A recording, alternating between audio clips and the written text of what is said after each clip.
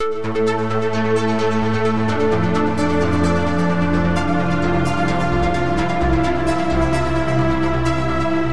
and welcome to the Sensibly Speaking podcast. This is Chris Shelton, the critical thinker at large, coming at you for another hour of podcasting power here on YouTube, iTunes, Stitcher, Google Play, iHeartRadio, and as I am wont to say, wherever else my podcast appears or where good podcasts are sold.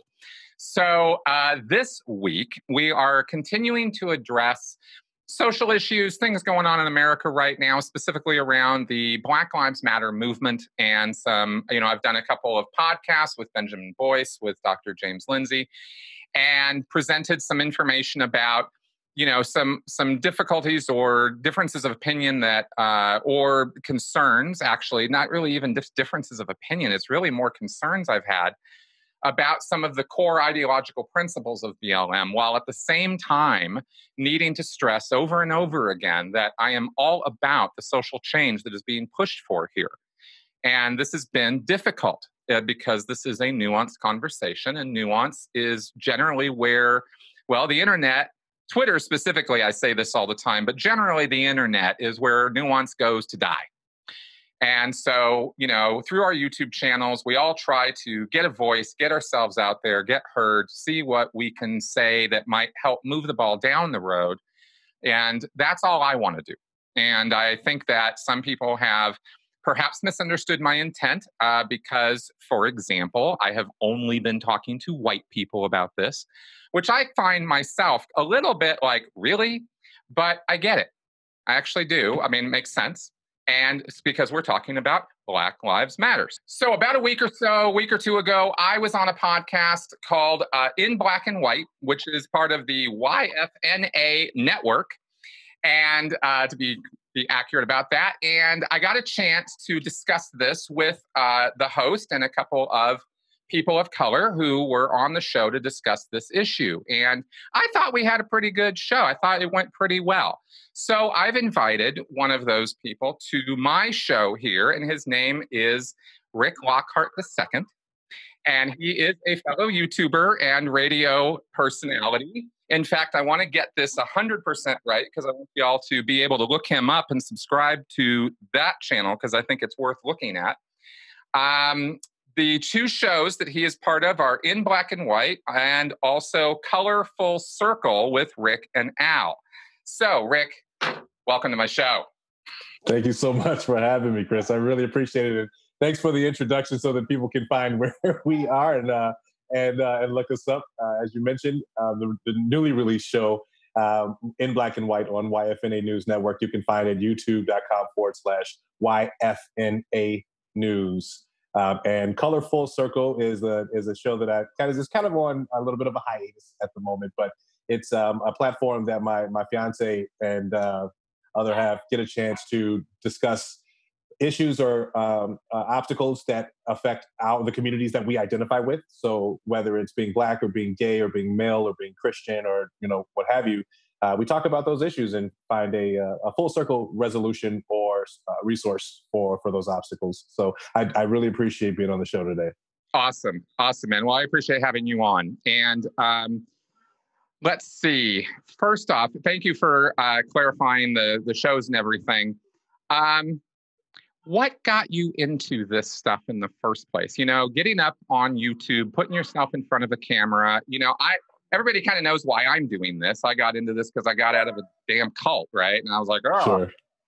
Wanted to talk about that. And then that kind of broadened into talking about all kinds of things where I see, potentially troublesome problems, let's say, in politics. And of course, I'm the naivest idiot that I thought I could just, roll into talking about politics and social issues the same way I talk about Scientology, and people would just see what I was talking about. And then what's the problem, right? And doesn't work that way at all. And I was hopelessly naive about that. So I can only claim a cult background as an excuse for that. But what's your excuse? How'd you get into this and put yourself in front of a camera? Well, there's so many things that contribute to that, Chris. And let me, before I go any further, apologize because I do have puppies that want to be on film too as well, and I won't let them. So you might hear them in the background.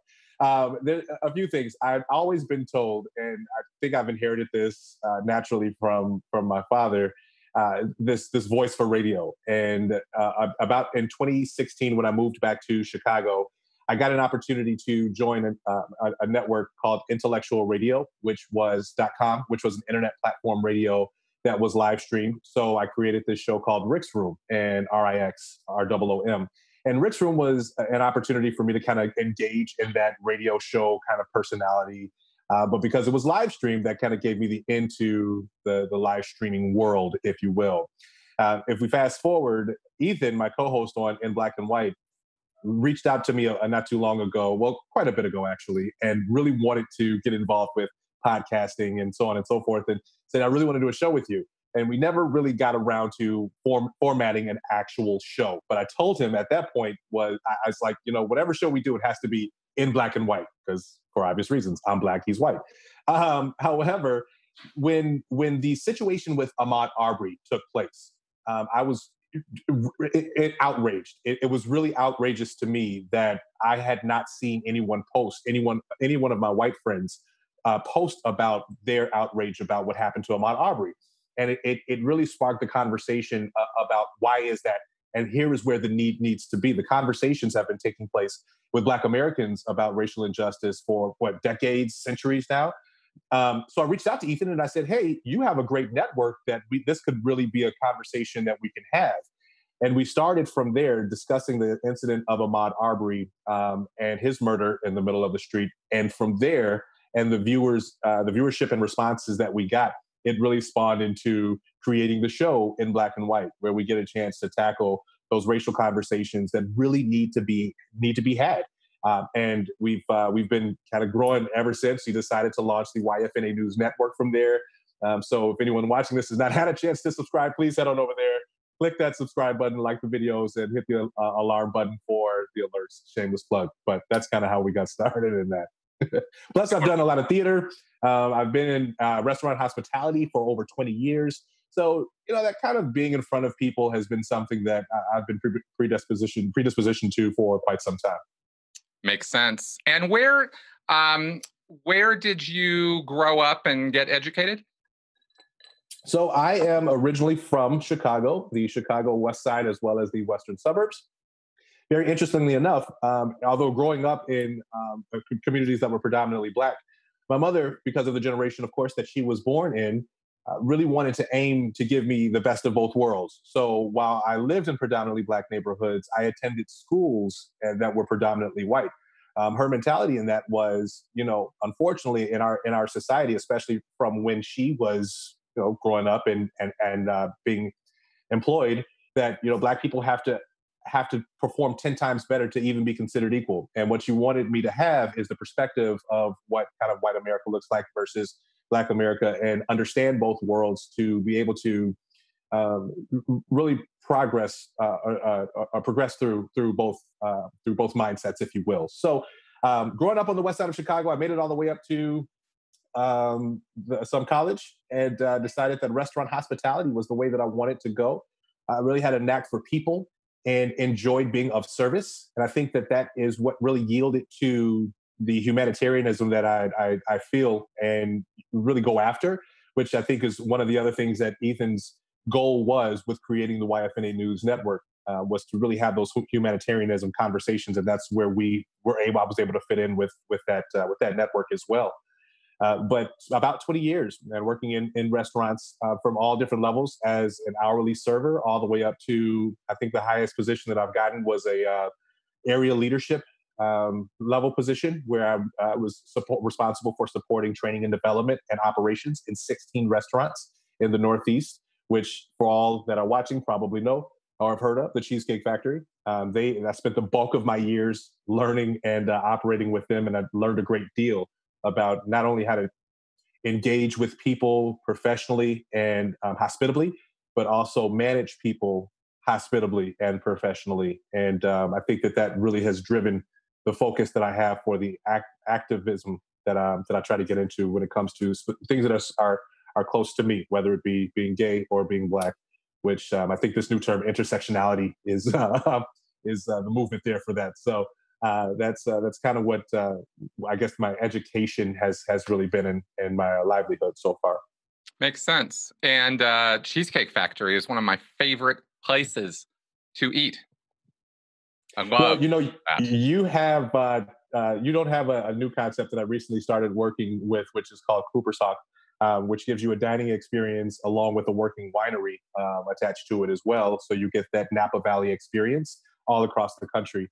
A great concept opening up in all different areas. I think Arizona is the furthest west right now, but some other places that are looking to open too as well. A great concept, and delicious wine and great food. And since the COVID happened, it just really kind of took things or put things on pause. But as we're reopening, locations, it's really a great concept to check out if in the event you ever get a chance to swing by one. Awesome. Definitely will check it out. I've never really talked about this in racial terms, my background. I've talked about my Scientology background almost exclusively. People know I grew up in California, Los Angeles, Pasadena, specifically, and I was talking to somebody yesterday about this, and once I started actually breaking it down, somebody asked me about my experience with racism as a child and growing up, and it was interesting because I hadn't really given it a whole lot of thought because it was kind of diverse. It was kind of an interesting background for me. And I guess the only point I wanted to make is because I've never talked about this, I thought it would help my audience to understand that this is never really, because of the way my life has been, I've kind of navigated the societal problems with this issue in a very interesting way. And perhaps that has contributed to my views on this being like, okay, I'm not totally 100% getting behind all of this or something, right? But let me tell you this, so just so you'll know this, and everybody else, I guess, will know this, is that I grew up between both worlds, between affluent white folks and very poor ethnic, Black, Latino, white, all right in this other area, separated pretty much by a street. And it's interesting in Los Angeles. You have such a you have all these different neighborhoods and all these different things. They're still culturally, ethnically centric neighborhoods in Los Angeles. I mean, the Church of Scientology is in the middle of Little Armenia, But growing up in Pasadena, there was Linda Vista on one side. This is near where the Rose Bowl is, to give some context to this. And so I went to young school with like first through fourth grade with a bunch of rich white kids, or at least affluent. And then I went to fifth and sixth grade in the best way I can describe this geographically or to talk about this in terms of demographics is I was a minority in that school. In the fifth and sixth grade, where I was one of few white people, where I was the only white kid on my Little League team, right? All Blacks. Okay. Right, and we were not affluent. This was our first house. It was a fixer-upper. Bought it for $20,000. Right, like bottom of the line, right? And I only give this for background because I want people to know that. Those experiences made me, or at least the way I interpreted my experience of growing up was I was surrounded by white people, I was surrounded by Black people, and I navigated both of those worlds. And I never really thought about skin color that much. I was much more about, I'm not saying I was blind to it. I'm saying color doesn't exist. It very much does. What I'm saying is that because of that, and then getting into Scientology, where color actually really doesn't exist. No one cares in Scientology what skin color you have. No one. They just don't care. It's not the thing that anybody is judging anybody else on in that little world. As bad as the cult gets, That's not part of it. And I've talked about that before, way before any of this stuff came up, right? Hubbard himself was a horrible racist. It was awful. He talked about black South Africans in a very derogatory way when he went to South Africa and did lectures and stuff. But it was sort of countered in the Scientology world with your body isn't you. It never is you. There's no part of your body that makes up who you as a spiritual being, as a person, as an entity. Your body has as much significance as a splinter in your thumb. You might as well call a splinter in your thumb you. Like it's that significant. So I recognize that some of my ideas or some of my views about this come from that background where I haven't had 50 years of dealing with the social, cultural problems of this. I'm not trying to apologize for anything. I'm just trying to give some information about. Yeah, no, I understand. It's the context of background for your perspective. I get that. Yeah, exactly. So I tend to look at things more in terms of behavior or more in terms of the ideology of something than I do the people involved with it and and what their ethnicity is. That's just some information, I suppose. Well, thanks for sharing that. I think also, Chris, with that, it bodes to say that if you looking at it from that perspective, when you were originally, I think you started in a neighborhood that was predominantly white, or school that was predominantly white. Is that what? That's where I started going to school. Yeah, I believe that and I can't remember what the exact ages are, but it's somewhere along the lines of white people don't realize their race until maybe about 5 or 6 years old or something like that, or maybe like third grade or something along those lines. Whereas Black people understand or acknowledge their race at like 3 years old or 4 years old, at a considerably younger age, right, than white people. And I think that what we have to take into consideration is that's the way the system was designed. The system that we look at in regards to race, and I think we kind of talked a little bit about this on our show in Black and White, the whole creation of the difference, the inferior versus superior type of mentality between races, that's the way that system was designed, so that you would not have to even acknowledge the complexion of your skin, the race that you are. Well, maybe complexion of your skin, but the race that you are, right? It wouldn't be as meaningful to you because the society is set up to benefit your race already. So you wouldn't have to talk about it, right? Whereas in communities of color, race is something that has to be identifiable because of the place that it puts, the system puts people of color, in. I think that it gives you an opportunity to have a more well-rounded perspective as well when you are able to operate within two different scenarios, two different environments. I think that always helps. Everyone should really have that experience, right? But I think for people of color, it's almost one of those things that it's forced, right? My mother putting me in predominantly white schools so that I can learn how this environment works and be able to operate in this environment because I am Black, because I have to operate, times better than my white counterparts to be considered equal. And I think that's something that is, again, beneficial for everybody to go through. It's almost like I think I also said that everyone should, before they graduate high school, should work in a restaurant, right? Probably learn manners that everybody needs to learn in the first place just by working in restaurants, or understand how it feels to be treated like, trash. I think that everyone should have the opportunity to engage in environments, especially in those formative years, of what different societies look like, and how to manage and understand the perspective of those worlds, right? I think that that was a benefit for you. So now here we are, and you get to have this conversation with a little bit more perspective than just being white. Well, exactly. I think, and if there was any point that I was trying to make there, I think that was it. I never felt, it was weird. I had this particularly, sort of introspective conversation, about this, and looking at my views about it, right? Looking at the time that I was growing up as a kid in this environment, right? Like being the only white kid on my little league team. And by the way, sucking at baseball.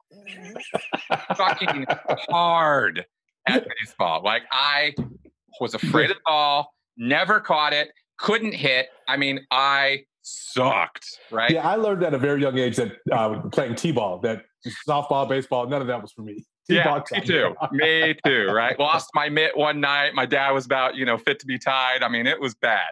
And so I was on the receiving end of a lot of ire, right? A lot of ill will directed toward me. But it was because I sucked. It wasn't because I was a white kid, right? Although, even at that age, oh, the stupid white kid, right? Oh, the damn white kid, right? So I was at the receiving end of some of that too, without actually even recognizing what that was or where that was coming from. Because I wasn't really totally, I'm a kid. I wasn't fully indoctrinated in society and slavery and history and all that. I didn't know all that stuff yet. That was the stuff we were still learning basic American history, not the details of the Civil War and all of that. And much less the African slave trade and all the other nonsense that's gone on in history. So, so I did not having that awareness. Some of those comments directed toward me were a little confusing too. And I was a little bit like, "What's this all about?" Right? Oh, I'm bad because this. Well, I can't do anything about this. What? I'm just trying to be a better baseball player, right? And and you get the various degrees of reactions to that. So. So yeah, it's a little weird as a kid to be receiving that stuff. I think on whatever end you're getting it, and racism is rampant all over the world. It's a thing, and if you're in the minority, you're the one who gets to be picked on, And in America, we've got this very particular and very, very huge problem with this, and I definitely acknowledge that is a cultural problem in the United States. Sure. So what do we do about it, right? How do we move forward? I think that experience, though, and then the experience of Scientology, I mean, maybe we could just enter in on this, and I can ask you about this point, because it's one that I sort of personally have a little bit of a bone of contention with on this, on where this movement is going and some of the, ideological principles or statements that it makes. And I want to be clear that it doesn't seem to get clearly stated. So let me say, I differentiate an ideological core to Black Lives Matter as an organization versus the social movement. I think everybody's on board with the social movement. I don't know one person in my life who has any problem with let's move the ball of equal rights down the road. Let's make change. Now, congratulations that you don't have anybody. Actually, I have a little bit of a small world, though, too. I definitely do. I am not at all putting myself out there as Mr. White Bread. I am representative of all white people. I am. And let me also give that disclaimer. I am not the representation of the whole Black American community. Right. These are definitely just opinions that I'm sharing from my opinion. So exactly. But it's such a charged topic. You have to put all these disclaimers out there. You got to say all this stuff, right? Because people are on a razor's edge in some places with this, and it's really tight. It's hard to talk about. So, okay, mandatory disclaimers. So that all being said, right, I have a bit of a problem with this ideological principle that comes out of the literature of Black Lives Matter, not the social movement, but it's being spread through the social movement of everybody's a racist. I can't agree with that statement. I'm not, and I just don't see it. And I talk about my background a little bit so that you'll get where I'm coming from with that. I have had a unique experience in a couple ways, but I don't think I'm the only one who's had unique experiences. Well, Chris, I think a couple of things with that bone of contention, and I appreciate you sharing that as well. My first question would be, where did you get where is it stated that they say all people are, or everybody's a racist? I've read it on Twitter. I've read, because and the reason why I asked that, in White Fragility.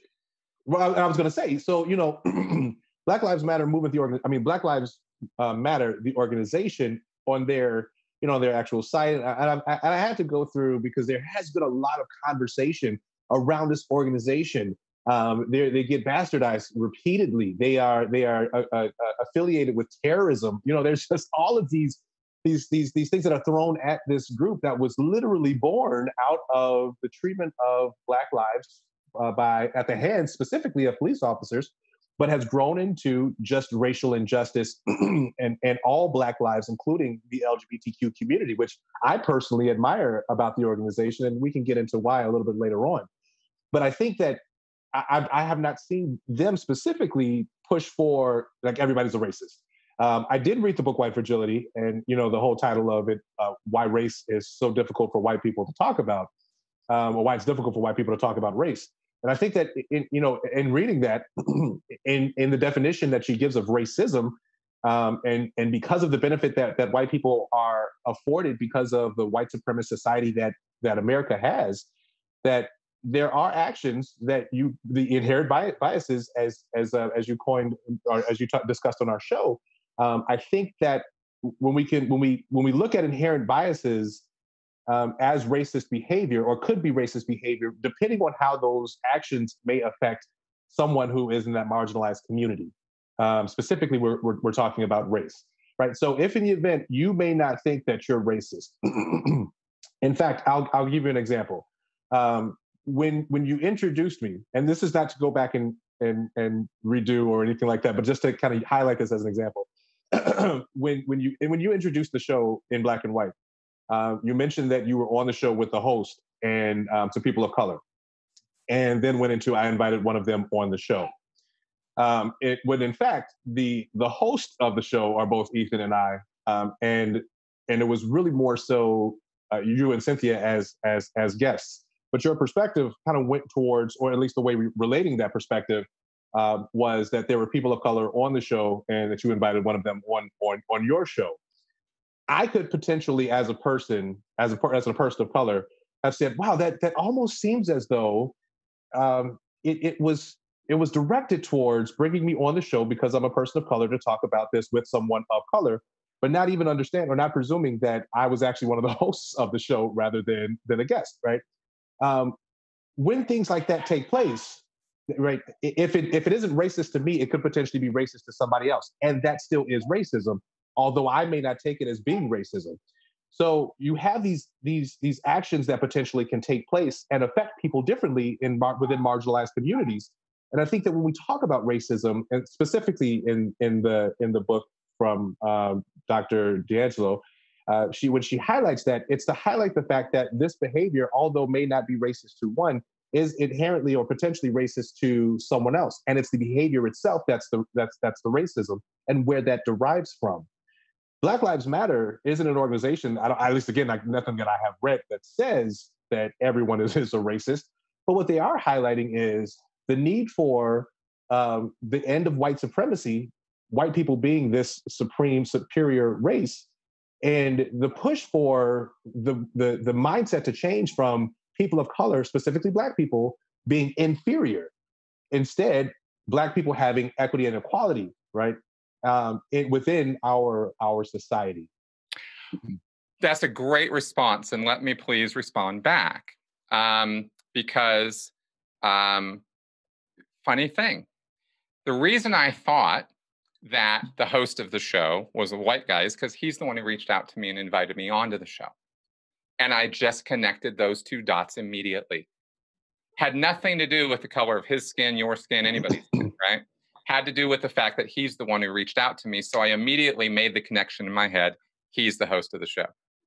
And I've never been on a show that I can recall that had two hosts.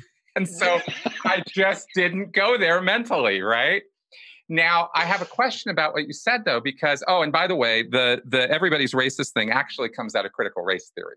I mean, when you go into the literature, it goes back a ways. This is going all the way back to the 60s in terms of the literature on this stuff. So it is there. I'm not making that up.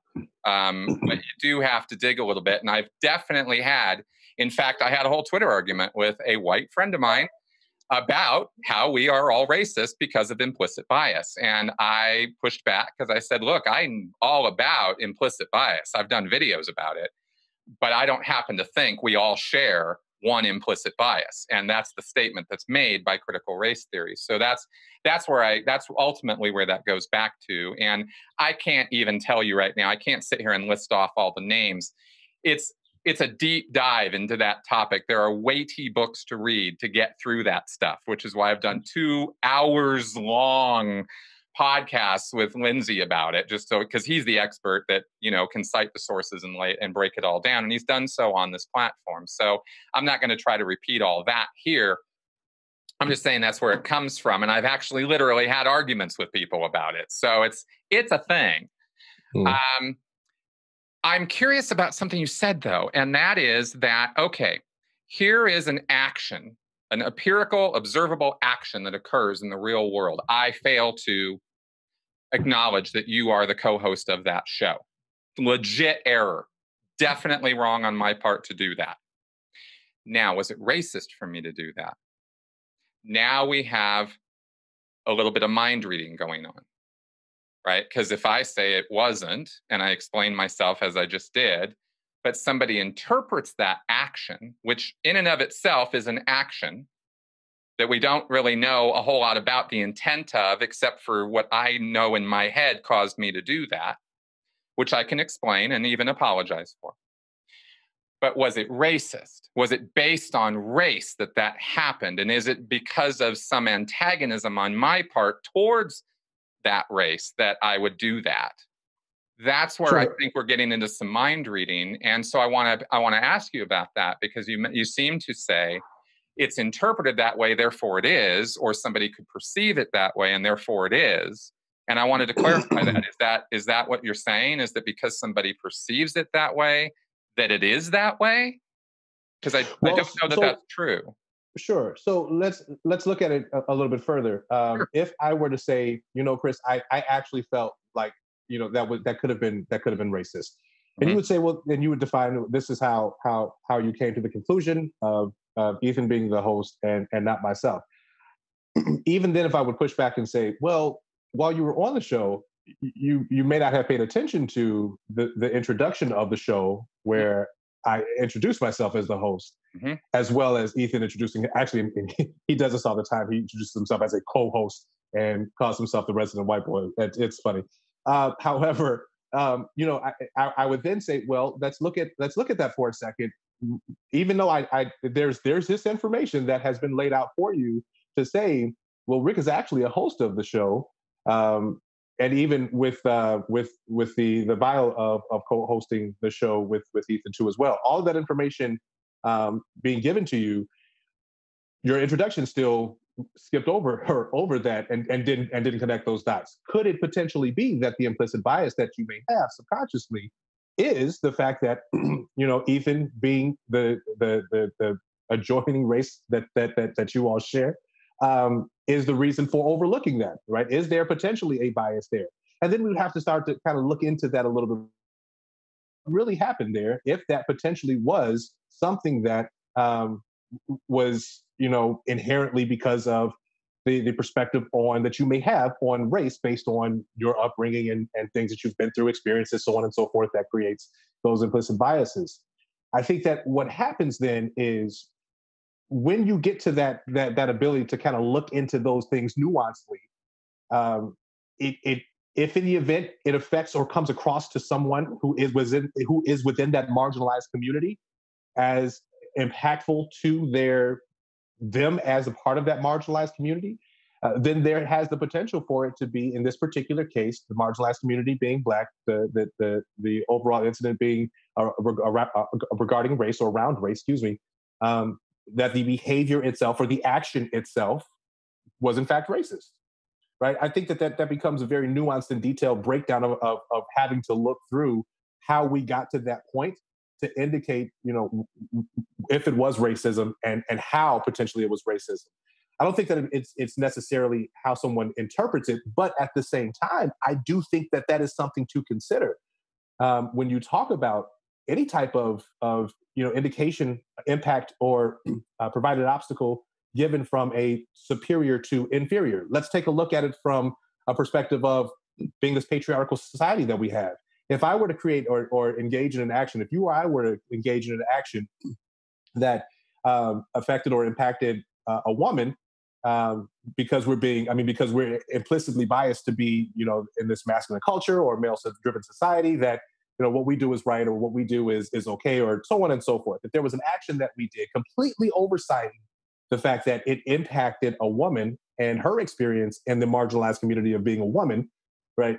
We would have to look at that and say, well, what is it that we did? Why did we do it? Let's dig into that a little bit. And in fact, was it, a sexist thing to do based on our perceptions, our upbringing in the society that benefits us as men, right? So I think it goes parallel in the action itself and the resultant impact and how it was, interpreted or received. Again, just my own personal opinion there. No, I get it. But we really are talking about perception now. And perception is very, very different from objective reality. And I think we're right on something with this. So let's talk about this a little bit more. And it's great. I mean, the sexism thing is the same thing, right? Am I sexist because I didn't bring, because I failed to mention that? Let me put, since we're talking about an area that I've actually gone pretty far down the rabbit holes on. Oh no, I haven't yet, Chris. Please don't do this on the show to me. I've only gone like halfway down. I haven't gone all the way down this rabbit hole yet. But let's go ahead. Let's explore this. No, okay. So what I'm talking specifically about are biases, okay, and Sure. how we think.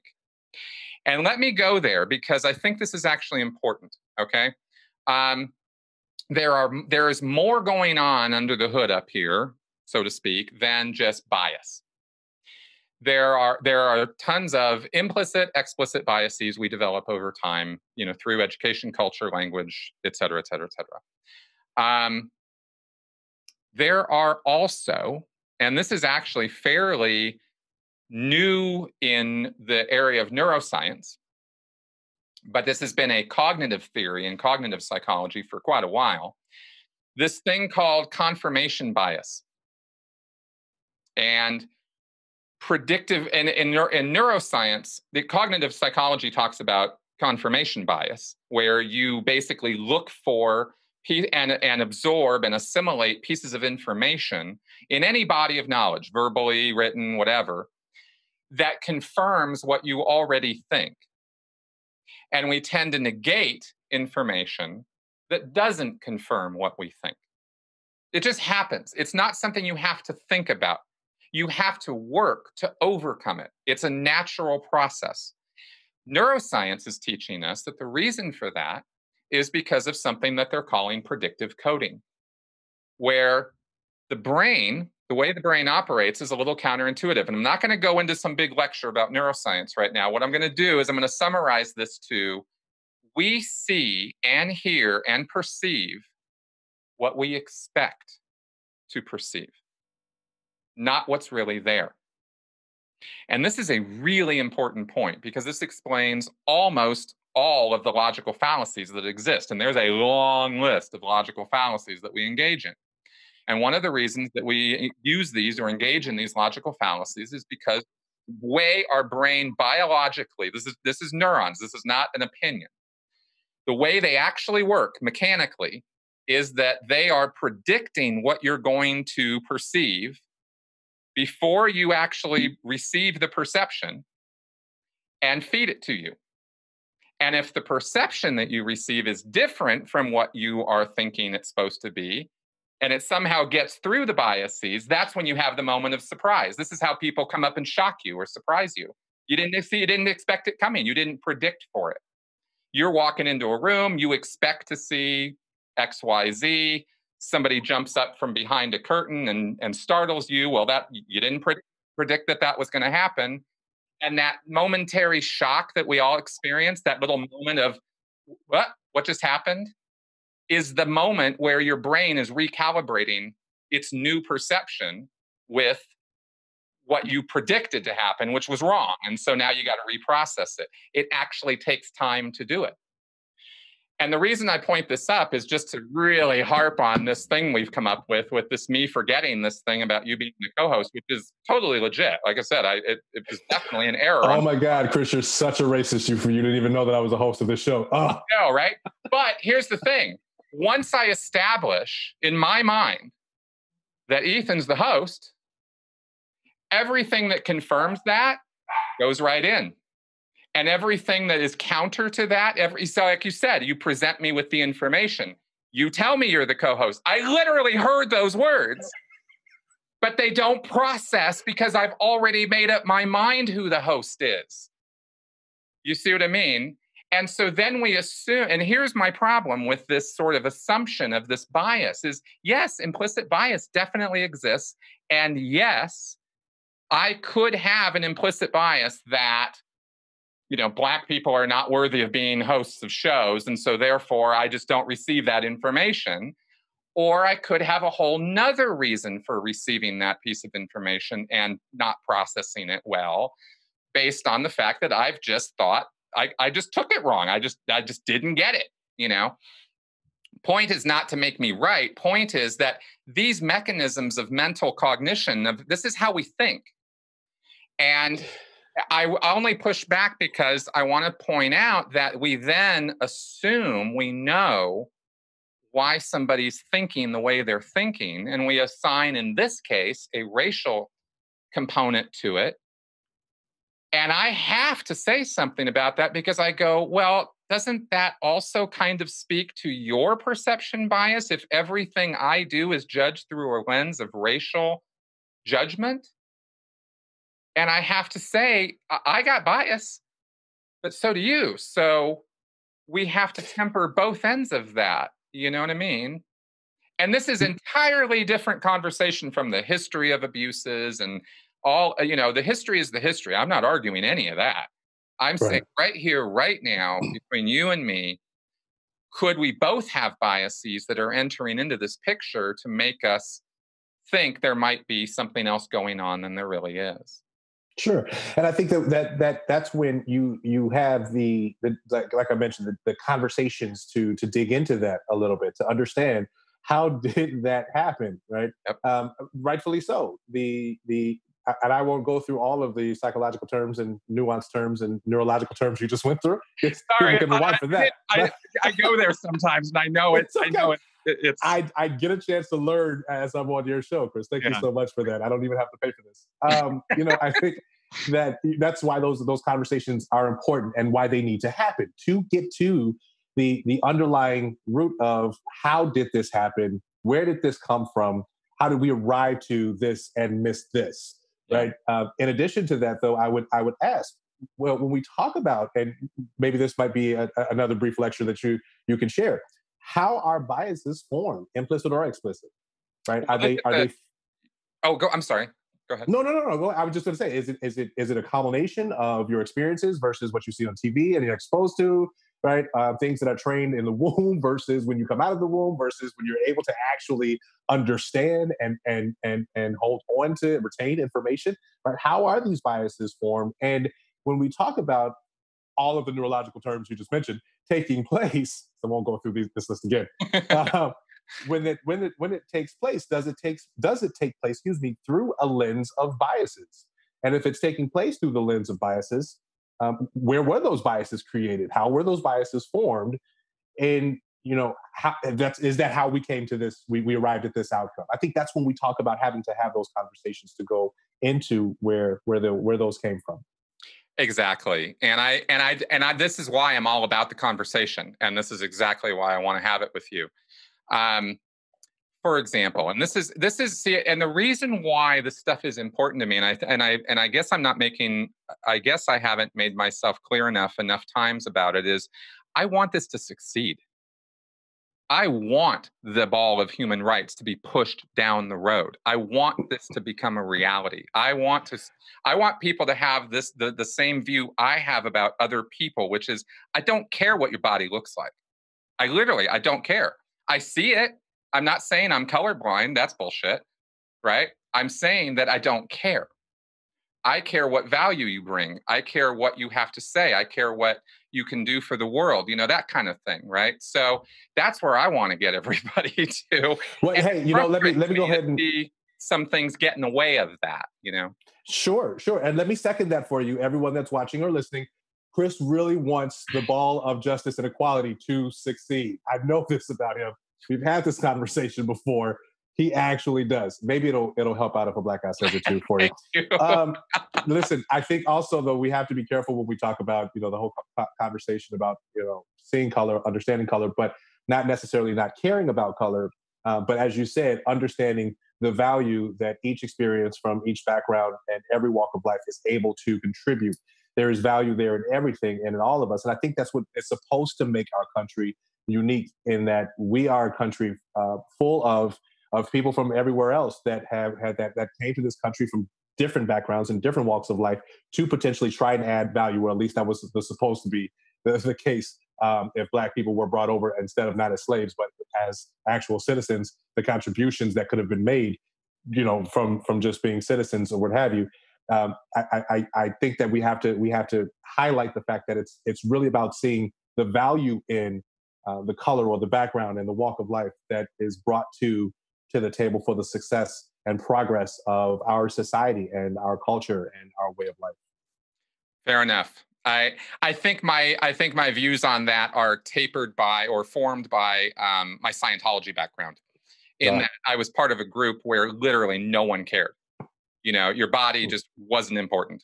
And that was decades of that experience. That wasn't a couple years. That was decades. So that's kind of where I'm coming from on it. But I definitely get what you're saying. Variety is crucial for valuable. It's valuable, and I think that's the fight for equity within our society, is because there is value that is brought to the table from every background and every walk of life.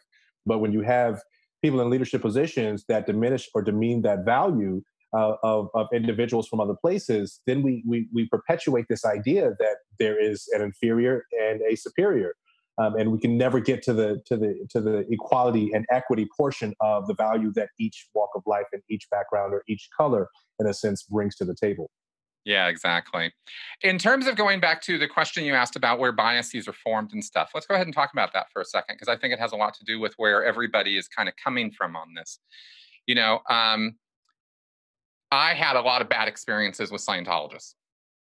So obviously, and I said from the very get-go on my channel, I am not unbiased about Scientology. It is impossible for me to be objective about it.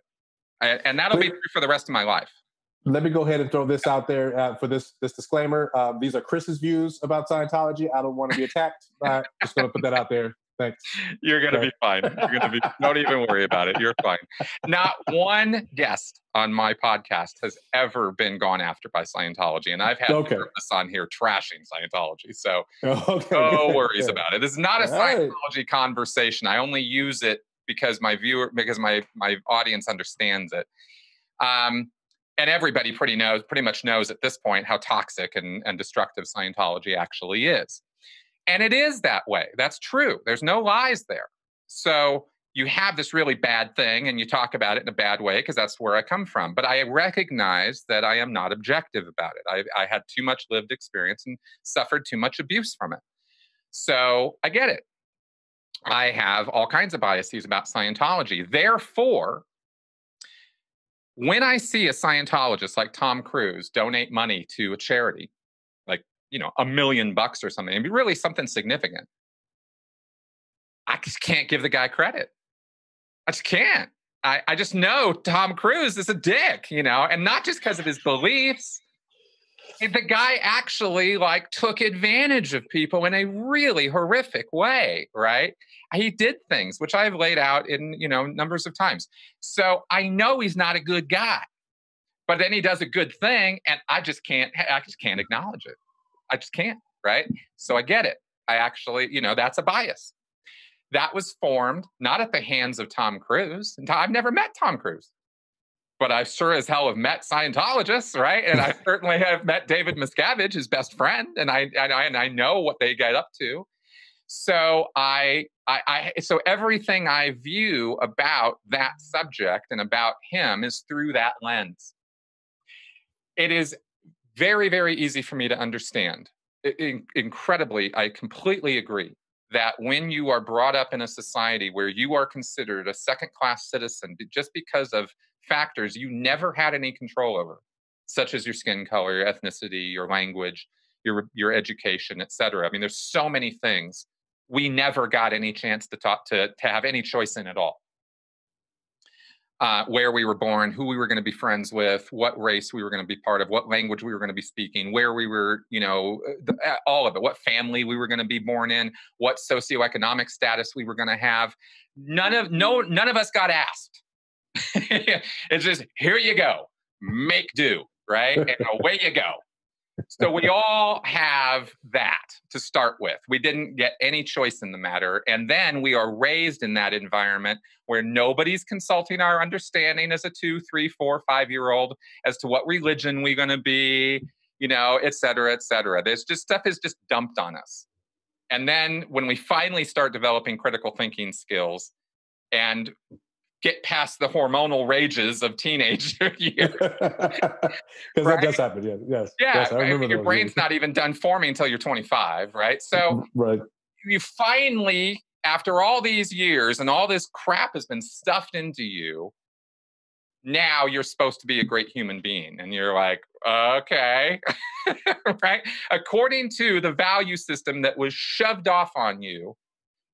And this is universally true. Everything I just said is just as true for a villager in China as it is for, me growing up in Pasadena and you growing up in Chicago. All of that applies equally to all of us. And it's what we do with it that I think is really the test of character. But getting back to the bias thing, if you were raised in an environment where you are being oppressed by white cops, or you are being treated differently, being called names, being beat up, being abused, being, getting, you don't get the same opportunities. And I definitely have gone on rants about how there are zip codes, as Brett Weinstein has said, and I will happily repeat, there are zip codes where all of the opportunity has been sucked out. They are vacuums of opportunity. And it is a shame on the American society that we have allowed that to continue since the era of the Reconstruction. I mean, it is bad that has been allowed to continue. And those demographics, those zip codes, that condition just reproduces generation after generation after generation, because it's the path of least resistance. It's hard to go in there and change that. It takes real work. And who's got the time, right? So it never happens. And so these zip codes of lack of opportunity, all that opportunity gets put in other zip codes. And we have these imbalances. We have these socioeconomic imbalances and stuff. So if you grow up in a situation like that, of course you're going to develop all kinds of biases against those systems that are oppressing that area. Of course you are. How could you not? You'd have to be an extraordinary human being to not react negatively to that kind of lack of opportunity in supposedly the country where the American dream is supposed to be real for everybody, And it's just not. So I see those problems, and I look at those and I go, man, there's a lot of stuff going on there. And when we focus only on one element of it and say, well, if we can solve this problem, somehow that might go away, I wonder, really? Are we really approaching that from a realistic fashion? Whether it's racism or whether it's economics or whether it's, people don't have enough cars or something. I mean, it could be any silly thing. But racism is not a silly thing. Racism is a very serious problem. And it's a very real one. But is it the only problem? And is it the thing that's causing this situation to go on? I don't know. And I don't think so. I would say no, right? Rather than say I don't know. But now that I've said all this, what's your I normally try to keep notes when I'm on shows like this just to make sure I can encompass everything, but I think I got most of it in the conversation about biases. I think that my only challenge would be to that is when you're looking at, when we're talking about racism, and we'll take the perspective of biases that I might develop. right? And to kind of full circle back to kind of your point a while back about would I have perceived biases about what could potentially be racism?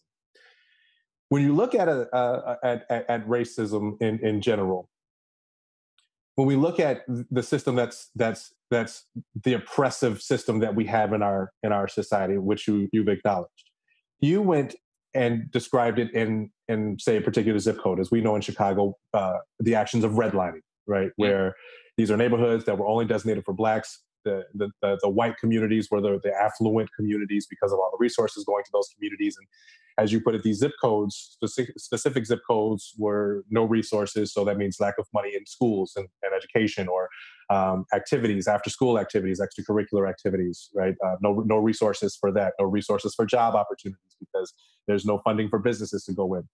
We have to take a look at not just that one instance. And what I mean by that is, if in the event that was your experience growing up, right? You were actually in an environment, an area, where you were considered the minority. There were still privileges that were afforded to you based on the color of your skin. Or there are still things that you didn't have to experience because of the color of your skin. I'll refer to, I shared this on my social media. I shared this on Twitter, actually. I found this on Twitter, shared it on Twitter, and even wanted to share it on Facebook because it was really impactful for a person like myself who has been through this experience before. It's the cartoon illustration of like 3 tan dogs and 1 like brown dog. I don't know if you've seen it, but the police officer pulls over this group, and they look like they're, kind of young adults type age, if you will. At least I think that was the goal they were going for, because how can you tell with dogs, right? But there were 3 dogs that looked the same, and then 1 dog who was of kind of a darker shade that was sitting in the passenger seat. The officer that pulled them over was the same complexion as the other 3 dogs that were in the car. And the officer, he takes the ID of the driver, he looks around at all the 3 that look like him, and then he looks and kind of stares and even squints at the passenger who does not look like them. And I think the whole caption of the whole thing was, sometimes it's very subtle. It's not direct, it's not blatant, it's very subtle. When we talk about biases, my bias is that I experience, or have been in positions to experience, several of the systems that have been designed against me because of the color of my skin. So when we talk about the way people are treated because of the color of your skin, the lack of resources in your community because it was the color of the group of people that were in that neighborhood, that particularly were Black, or even people of color for this example too. Lack of, when we talk about the ability to have equal salary options or wages for, or the difference there, the wage gap between races, right? Because again, based on the color of your skin, all of these biases that are created based on these experiences that I've personally gone through, you have to take a look at to say, are these my biases, or is that because this is the way the system actually is, right? Do I have this lens because I'm just kind of biased on how I feel about how I'm treated as a Black person, just because of I was the only person going through these experiences, or because this is actually how these systems have been created? I think that, unfortunately, if we have a conversation about biases and where biases stem from, there has to be an account of, is it just perception, or is it the actual reality of the way things are that's created a perception? Right? So your example of Scientology is based off of your experiences and the way Scientology is set up. So is it then a bias, or is it an actual reality of how things operate within the system of Scientology? And I think it's very important to be able to nuance those things and understand, the difference in each case.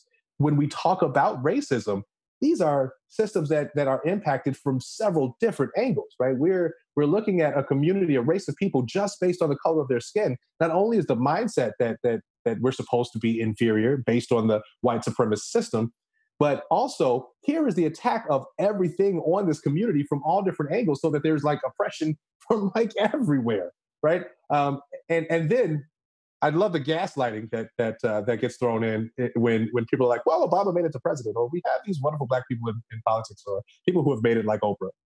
Just because that's happened does not mean that these systems don't actually take place or that they're not actually happening, right? They're still there. They're still impacting. We're still as a community as a race of people, still dealing with the trauma of, and I think we talked about this on the show too, still dealing with the trauma of slavery, still dealing with the trauma of Jim Crow. And Jim Crow happened within the lifetimes of, generations that are still here. Right. So do the people that went through Jim Crow as the oppressed have a bias towards racism or a racist behavior? Right. Are they looking at that through racism, or is it just because these were systems that were actually created to impact and affect and create obstacles for Black people solely based on the color of their skin, solely based on their race? So biases are, yes, important to consider. But I think that the caveat to that is to understand if these biases were created because of an actual system or because of just perception that of experiences that you've gone through. Okay, fair enough. Well, bias, of course, is like this with perception. I mean, that's sure. That's sure. just Of how course. that is, right? Yeah. I wonder if there isn't room for nuance in this conversation about systems as well. Is it all or nothing? Is it, black and white, so to speak, right? I mean, is it like... Make sure you tune into the show every Thursday at 7:30 p.m. on YFNANews. Keep getting those plugs in. That's it. So...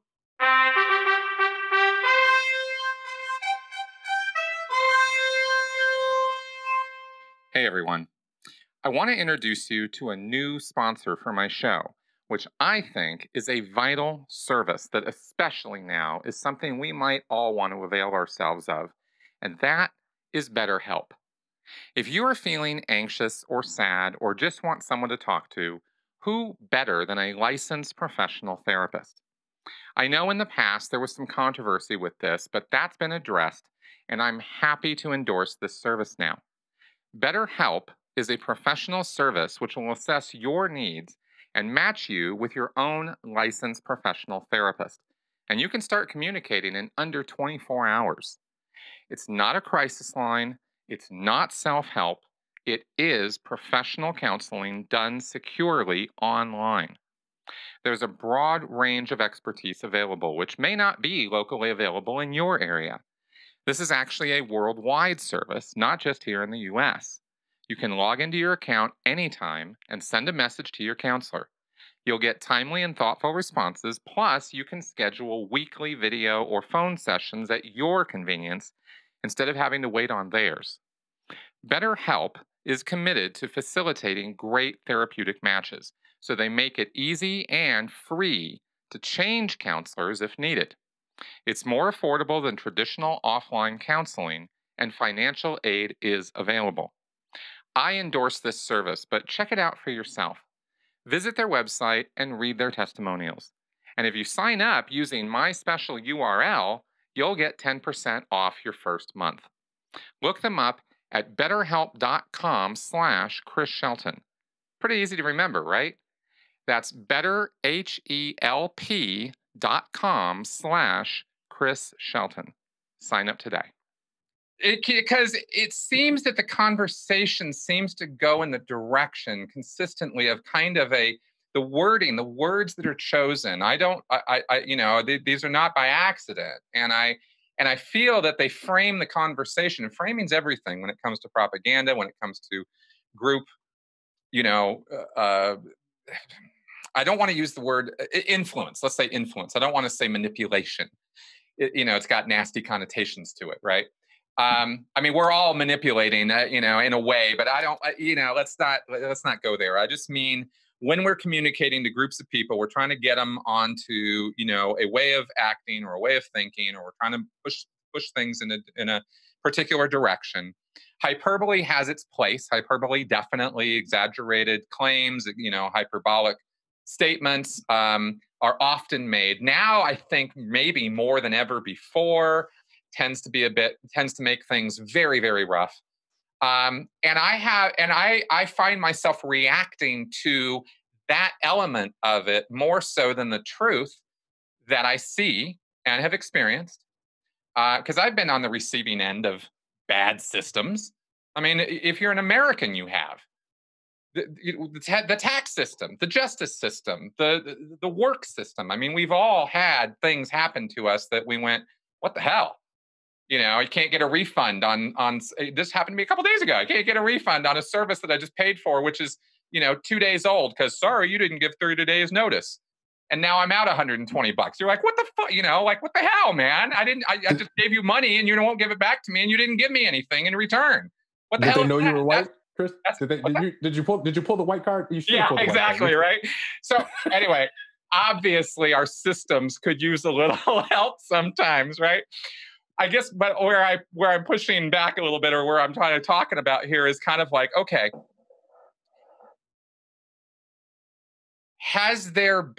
can we acknowledge that there's been progress? Can we acknowledge that? Can we have that be part of the conversation? Or because what some people hear in these statements is there hasn't been any progress. It's still all bad. There's nothing good about any of this. And I don't think that's true. I can't think that's true looking at history, but I'm asking you. Yeah, that's a great question, Chris. And I will speak solely for myself and for my own opinion in response to that. Yeah, I think that it's okay to acknowledge that we have made progress.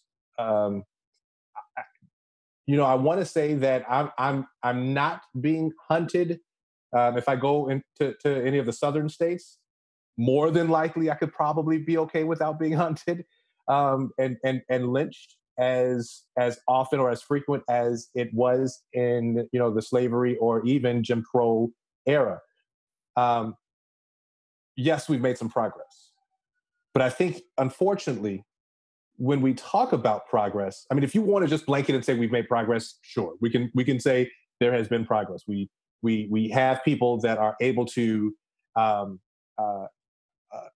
actually achieve in positions that probably would not have been able to have been achievable, years back. So have we made progress? Sure. Unfortunately, though, I think that I just have to kind of, again, share this as my opinion. I'm concerned that when people start accepting that there has been progress, then the people who need to have these conversations stop having these conversations. And what I mean by that is, for the example that I used a few moments ago, when people use the example of the progress being, well, we got Oprah Winfrey or we got Barack Obama in the presidential position, then they want to say, okay, so you've got it, you've made it, we're there, and it's not the case. And unfortunately, I think that we saw that kind of take place after the civil rights movement, right? We got civil rights, we got rid of Jim Crow, and we kind of fell back from the need to continue pushing for equality, because at the end of the day, we still haven't achieved what our push is for, what the push is for. Like with groups like Black Lives Matter, or this new group that I just recently came across, BIPOC, I think it is, or Black, Indigenous, and People of Color, which I'm hoping that group doesn't turn out being bastardized by the general public just because, but that's we'll get into that a little bit later. But I think that when you admit to the progress, it's important to understand the level of progress, right? The level of achievement. Yeah, we don't have the same blatant systems anymore, but we have lingering effects from those systems that still haven't been addressed. We have systems that are still actually in place that no one is addressing. In fact, if you get a chance, check out on another shameless plug, on Thursday, both of our shows, the 13% as well as in Black and White, we'll be addressing ways to, on our show, we'll be talking about how to attack the white supremacy and systems within voting and candidacy. But the 13% will be discussing institutional racism. And, people still think that this is, I can't believe that I still hear people saying that institutional racism and systemic racism is a myth and it doesn't really exist. When we still have this evidence that it takes place, it still goes on within communities. We're not where we should be. We're not We're not even remotely close to having the same type of, as we talked about a minute ago, value placed on everyone equally. That's an American citizen. We don't have that yet. So if we say we have progress, the only reason that I don't boast about progress is because we really haven't achieved the level of what we need to achieve so that people can live comfortably in this country, not even based on socioeconomic level. Aside from that, we're speaking solely on racial injustices here. Yeah, there are systems that affect all of us socioeconomically, right? We get that. But we are still fighting for racial equality. For example, I can't even believe that a couple of weeks ago, the Senate was arguing to make lynching a hate crime, a federal hate crime. Why is that a conversation in 2020? Why hasn't that been achieved decades ago, right? Jim Crow's over, but we're still talking about lynching as a federal hate crime in the Senate and passing laws against that. Are you serious? So that tells me that we still have, we made progress. Well, but we still have a long way to go. And that's solely based on racial injustice. Again, not even acknowledging the socioeconomic systems that are in place that attack Americans as well. Fair enough. Well, I think that there is a perception problem when that failure to acknowledge progress isn't acknowledged. I think you can get a kickback effect that you don't particularly want. And by that, I mean, people start thinking, well, wait a minute. Okay. And again, this is difficult. It's nuanced, right? Okay. So, but wait a minute. Oprah, Jay-Z, Beyonce, Black president, like we have done those things. Those were unthinkable things to have a celebrity at the status of Jay-Z or Beyonce, or Oprah, who has had, single-handedly, more influence on American thinking, middle class America, housewife thinking specifically, than probably any other single person. Thank you very much, by the way, for Dr. Oz. But she did a lot of good too. I'm not ragging on Oprah, but I'm just saying that status was unthinkable in the 1950s, 1940s. It wasn't even in the cards at all. So by failing to acknowledge that there is progress, I get the argument that, hey, we don't want to acknowledge it too much and then all rest on our laurels. We don't want to go, well, there's no thing. What's the thing? What's the problem? Right? Sure, that's the wrong end of the extreme spectrum to go down. But at the same time, by not acknowledging the progress, it sort of invalidates the blood, sweat, and tears of generations of work that's been done to pass laws where it is unacceptable to not hire somebody or not pay them commensurate because of the color of their skin. I mean, that's a legitimate legal case now. That was not the case in 1950, not even remotely, right? You weren't even going to get a lawyer in 1950, much less bring a case. So there's been tremendous strides paid for with blood, right? I mean, from day one, Martin Luther King Jr. has been one of my heroes. I mean, for the fact that he stood up and said, no, and did something about it. I was like, God damn, I like that guy. And that progress was very important. And I think there's a perception that can happen with movements like this where that is ignored or given yeah, but. And people like me go, no, not yeah, but yeah. And I think to myself, well, it's not like we killed all the racists in 1969. It's not like we went back and got and sort of exercised from their heads all the biases, all the bullshit that they'd been raised with in the South, where they had lynching parties and shit. I mean, I've seen the pictures. It's disgusting what was going on. It's horrifying. It's just human rights atrocities up one side and down the other. But you don't just take an eraser to everybody's head and just go, okay, all that's gone now. It takes time And I know I'm saying things that racists say. And that's why this is difficult, because I'm like, God damn it. It's like the free speech argument. I have to sit here and say, I hate Stefan Molyneux, but I really wish he wasn't deplatformed, because they're going to come for me next, and I'm really not down with that. Right. So it's like you end up having to say or defend or look like you are defending horrible people. And that's not what I'm doing at all. I'm trying to say, if we want to get the vast majority of people on board with this, I think we need to have rhetoric that is aligned with facts and with truth. And the truth is that we have made progress and that there has been great strides made forward on this. And we just want to keep pushing the ball down the road, because we ain't there yet, as you say. So I guess what I want to ask is, do you agree with any part of that? And what would it look like? Like, how do we do this? Because the laws on the books are already there. For the most part, they're already there, right? I'm saying you got laws that specifically state, up one side and down the other. We have a constitutional amendment. They say you cannot discriminate based on these things. It's the law of the land. We regulate society through laws. Everything else is culture. Everything else is opinions and messaging and framing.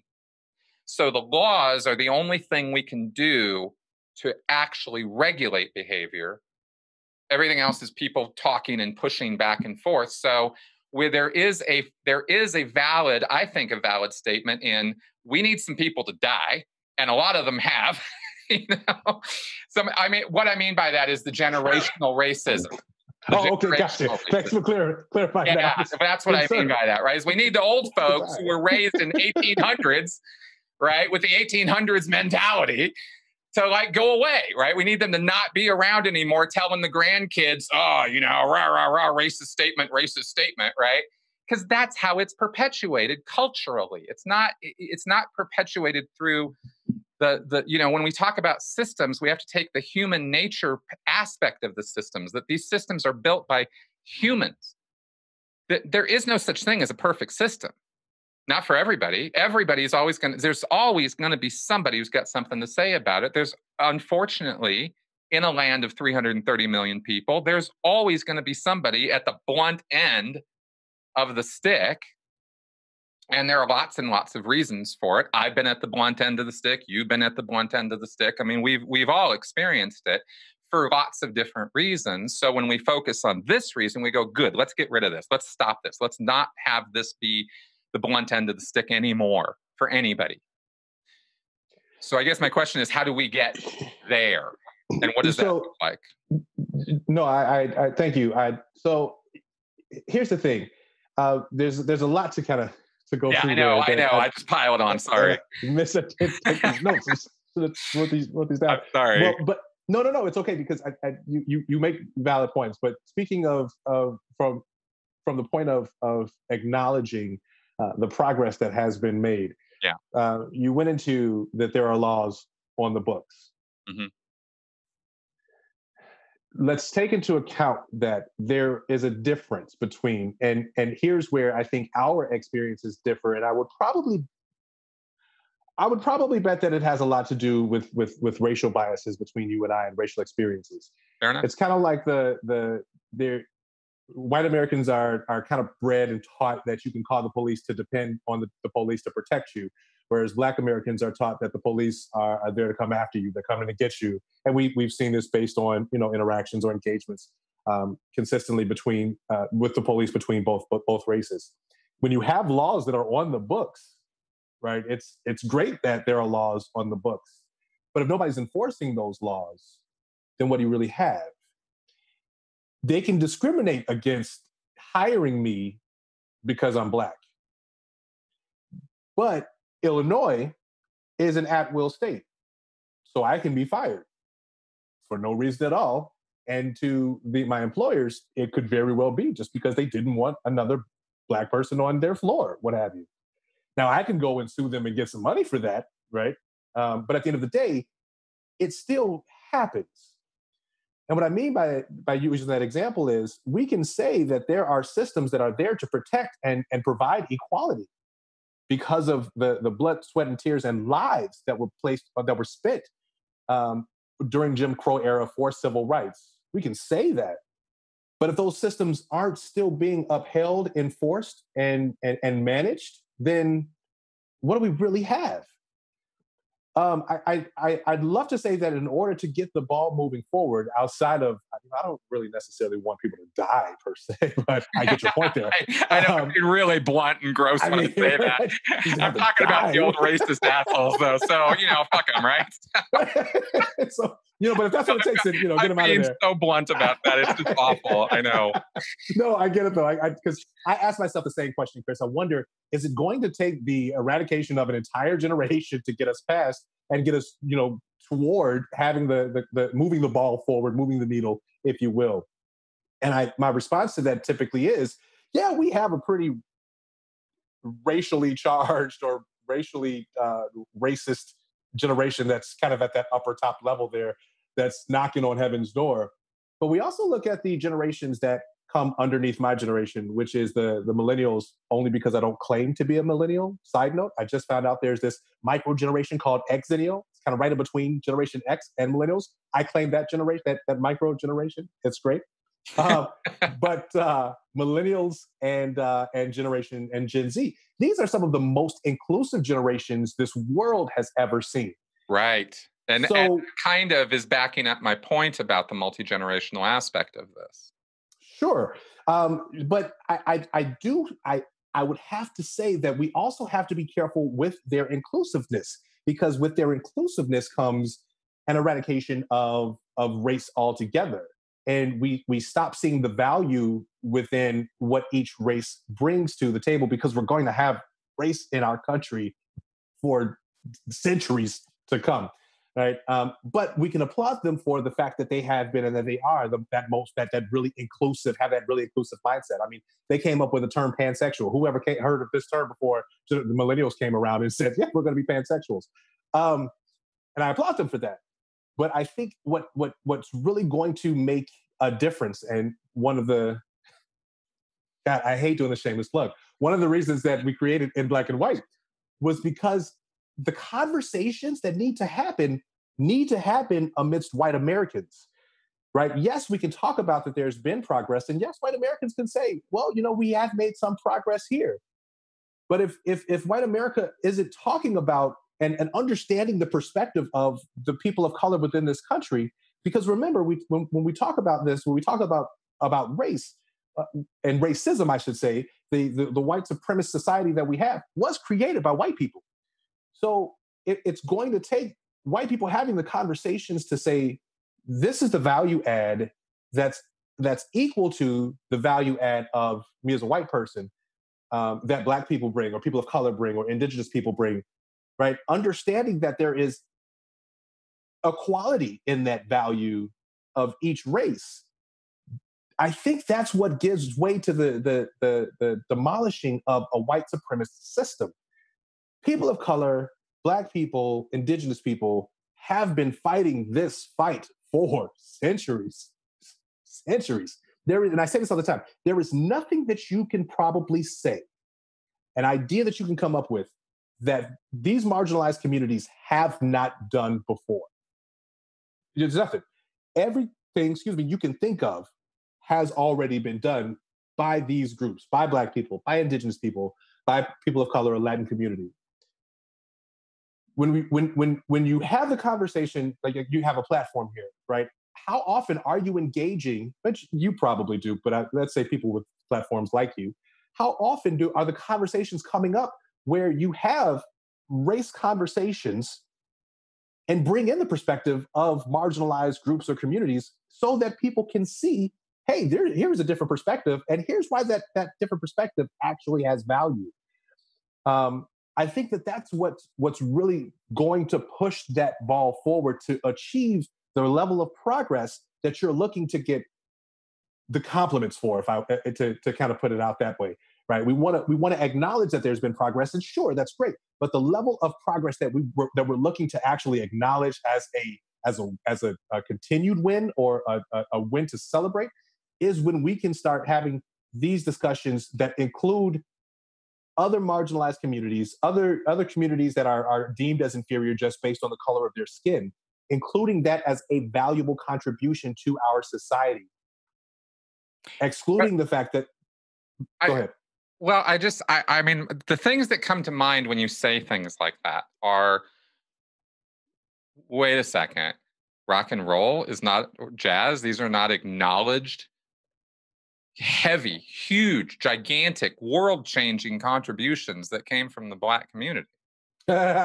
I'm glad you know. That doesn't mean that. Well, I learned that from other white people making documentaries about it. I mean, this is not like some, obscure lore hidden in some book in the bowels of a library somewhere. I mean, this is, you can go on Netflix I and would learn this venture stuff. to say that, but look at how recently that we've gotten to having Netflix that we can share that information, right? I'm tracking. I'm just saying that's the kind of thing. I'm not looking for compliments. I'm looking for an acknowledgement of the fact that it's not just a lot of minority, marginalized people who have suffered and sweat and bled to make this happen. Sure. A lot of white people have died so that these rights can be secured to the place that we've got them to. That never seems to get mentioned in any of this. And I got to go, what are we doing here? Or that kind of depends on where you're having the conversations. I think that it's highly acknowledged in conversations that I've engaged in. For example, we know that it took the Northerners and white America, specifically white Northern Americans, to see the treatment of the inhumane treatment of Black people in the South once the TV was invented, to stand up and say, oh, well, now this is not right. We need to do something about this, right?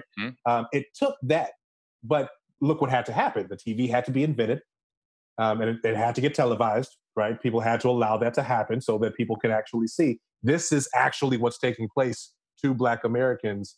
That's inhumane. For civil rights movement to I guess in the description that you use, kind of push that ball a little bit further, or a lot further than where it was previous to having that exposure. So you're right that there is progress that can be acknowledged, absolutely.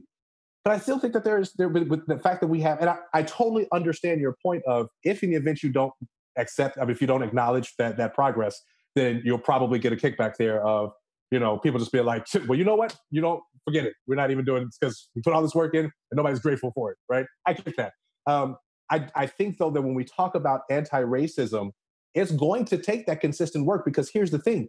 At the end of the day, we can say, hey, we've made some progress, and acknowledge that we've made progress, and then kind of take a breath. And when I say we, I mean white Americans. So I probably shouldn't say we. White Americans can say we've made progress and acknowledge that there has been progress made, and be like, all right, cool, let's take a break for a second, and then we can resort to another fight somewhere within this racial pandemic or epidemic that we have. But you have the marginalized communities, the communities of color, and Black people, who never get that break. They never get that moment to stop and say, all right, we beat this here. Let's move our efforts over to here, because the system is designed to acknowledge the inferiority of people of color and Blacks, and highlight white supremacy. So if we want to take a let me interrupt you for just a second there, because that's a claim you've made a few times, and I want to ask you about that, because I want to make sure I understand exactly what you're saying. Because it tends to become almost, for me, it tends to become almost a thought-stopping cliche, which is a phrase that's used in order to just shut down conversation, not keep it going, or shut down thinking specifically. Okay. That's why thought-stopping cliche, right? So, white systems of oppression, this white supremacist system. I'm sorry, but I just don't see it that way. Now, I get to say that I'm a white person, so some people are automatically going to dismiss me from that. Well, I haven't had a really great white experience, folks. So, say what you want about that, but okay. But more to the point, how do we say something like that? Sure. So there's a couple of things there that we have to acknowledge. Yeah. Chris, I think that you and I could walk down a very similar path in life, a very parallel path in life. We don't have to go into what similarities we have in our lives. I don't even know at this point how old you are, but that's fine. We don't even have to get 50. into that. Well, that there's a lot more to that than two. But so we can say that we walk down a very paralleled way of life. However, there are things that are afforded to you based on the color of your skin that's undeniable, that's inarguable. So you are probably going to receive different treatment in certain places just because you're white. Now you said probably there. Yeah. So I mean, it's not a certainty. I can't for certain say that that is going to happen. No, of course not. Right. But we can say based on the track record of maybe say a particular place or a specific situation, based on what has occurred repetitively, in this situation, in this particular regard, you will probably get treated differently than I will, solely based on race. So we look back at these systems that have been created to separate races. The systems that have been created were created specifically, and I don't use white supremacist as a kind of, like I said, like you mentioned, thought stopping cliche, yeah, cliche, yeah, no, yeah. Not at all. I'm using it as a reference for the system that we still deal with, that has been designed in our culture, in our society, and in our country, that we're still fighting against. The inherent mentality is that white is the race that is the correct race. It's like we talked about earlier. White people don't even realize that they have a race of being white until later on in life, whereas as people of color identify quickly, because we have to identify and understand that here is where because of my race, because of the color of my skin, I potentially could be treated differently, and potentially inferior to my white counterparts, just based on the color of my skin. So when I use the term, that terminology of white supremacy, it's literally to describe the system that when we talk about anti-racism, that's what we're fighting against. And I'm not saying that, and let's acknowledge the progress that we've made, right? White supremacy isn't as blatant as it was in the civil rights era or in the Jim Crow era or so on and so forth. Civil rights, Jim Crow, or slavery era. But it doesn't mean that the system does not exist. It doesn't mean that there are still lingering effects from that system. And it doesn't mean that when we talk about fighting racism and we're attacking racist behavior, that it's not derivative of white supremacy and that system. Difficult. It's difficult for me because I see what you're saying. It's not like I don't get it. Something seems off about it to me, and I'm still trying to get my exact finger on the problem of it. Is there an end in sight here? I know. I'm still. I understand. That's because you're a critical thinker, so I get it. It's almost like when I jokes can't are help made. it. I think. Ethan has to give me the heads up that anytime I make a statement, he has a slew of friends that are skeptics, so they're going to come questions about things that are stated. So the way I think my problem is the framing of the problem more so than the fact that the problem exists. And while that sounds a little funny, I try to be specific. I try to be very exact about this because I think words matter. And when you talk about a white supremacist system, or that it was designed that way or something, it's sort of like the idea that there's a God that intelligently designed us, or that intelligently designed life or something. And you kind of go, no, as an atheist or as an agnostic, I can look at the science of evolution and go, it's a bunch of random components that came together in a particular way to form what we now know as life. And I can see that argument. I go, okay, is there a causative agent there? In a deep kind of philosophical way, I sort of think there is, or there must be in some fashion, because we don't have an answer to the question of why life in the first place. But the evolution, the science doesn't allow for a causative agent. The science says, look, there's random mutations, and this is how we develop, and here's how it goes, and we all roll out this way. So you can use the framing of intelligent design to talk about the evolution of life, that there's some force purposefully creating it, or you look at it as a confluence of millions of factors that come together to form this product that we don't like so much, and we want it to be better than it is. And we've been given through evolution the capability of judgment and the capability of changing that. So I look at the systems we create in a similar way. And maybe this is the philosophical difference in our viewpoint about how we're looking at this, is I don't assign causative agents with nefarious purposes in smoke-filled rooms to what this is all about. I look at it as an evolution of millions of contributions that have created our society. Any culture, any society, this is how they develop. And you contribute directly as an individual to what our society is, as do I, as does every other person who's part of it. So I look at redlining and I go, yes, there's a specific example of some bullshit. There is some people who got together and decided to do some bullshit. And that was fucked up, right? That was wrong of those people to do that. I could say that's a systemic problem, or I could look at it as that group of people in that time, in that place, did that thing that contributed to this mass of what we now have. And I guess that's a bigger picture look, and I don't say that in a superior way. I'm just talking about vantage points. So let me interrupt you for just a second and highlight some things there. Yeah. I get that. So initially, when you say that, my first question to you is, or my first statement to you would be, well, why would you even have to worry about it? Why would you even? It's not something that, these systems that when we talk about white supremacist system, why would you have to know about a white supremacist system? The system is designed to benefit you based on the race, the color of your skin, and your race. So, I mean, hats off to you for critically thinking it through, but you wouldn't have to, right? The system wasn't designed to create obstacles for you to be successful or progress.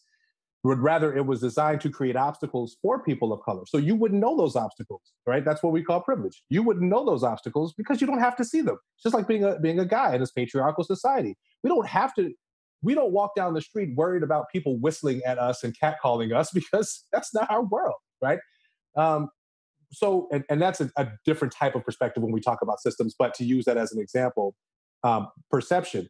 When we look at, we can use redlining, and you say this group of people did that thing, but if you were to look at redlining as a system that was not necessarily just a specific group of people, but rather let's look at it as the powers that be that intentionally designed this one particular system for an obstacle for Blacks to keep them out of white areas, right? To legitimately say these people are not on our level, so they don't belong in our neighborhoods. They don't deserve our money for school systems and resources. Let's take that into account when we look at the criminal justice system and how, let's just look at stop and frisk for an example that was targeted towards people of color, Black and brown people. You have all of these systems. And then I guess to your point, if you want to say that all of these systems created a white supremacist system, then maybe sure. That might go along with the theory that you have there. But at the end of the day, or the bottom line here is that there are systems that are in place that were designed to create the inferior versus superior ideology between races, as whites being the superior race, creating the white supremacist society. So I think that really more so explains the perspective that I have of when we talk about a white supremacist society versus just things kind of coming up in our society that created obstacles for people of color or Black people. Okay, fair enough. Well, I think we look at it differently as far as cause and effect. And, Sure. I've spent Well, I've spent the last 7 years educating myself on a lot of crap that I didn't get a chance to look at, when I was coming up. And the peak behind the government systems and their formation, their evolution, has gone through. I mean, I've watched documentaries. Ken Burns is great for that. Civil War documentary, especially, by the way, just masterpiece. You have to send me some of those. I have to check them out. Oh yeah, no, Ken Burns' documentary on the Civil War is kind of a PBS thing. You have to go look that up, but it's quite an education, and radically so, right? Radically so. And so when I talked also, by the way, earlier about sacrifice and how many whites have died for this, I take it all the way back to the Civil War, because that was the most violent thing that we've ever done as a country. And we did it to resolve this problem. That, the whole states' rights thing that the South goes on and on about. Yeah, sure, that was a factor, but let's not fuck around. The Civil War was about slavery. Exactly. And a lot of people died to make that, to change the course of that. And and you look at it and you just go, Jesus, man. I mean, the freed slaves or the escaped slaves weren't even allowed to fight for the first couple of years for the North. They wanted to. They were itching to. Nope. Nope. And there was all kinds of issues there. So historically, I take it all the way back to the beginning, that there have been a lot of people who have disagreed with that situation from the very beginning. And again, it's not a matter of trying to look for compliments. It's trying to acknowledge the historical accuracy of what we're talking about. That's all. That's the only angle I come from. I'm not seeking like, oh, a good white person. I'm seeking this happened, and then this happened, and then this happened. So if we want this to happen, this future event to happen, then let's look at how these things happen, where we've made success. This ball was moved down the road, who sacrificed and why.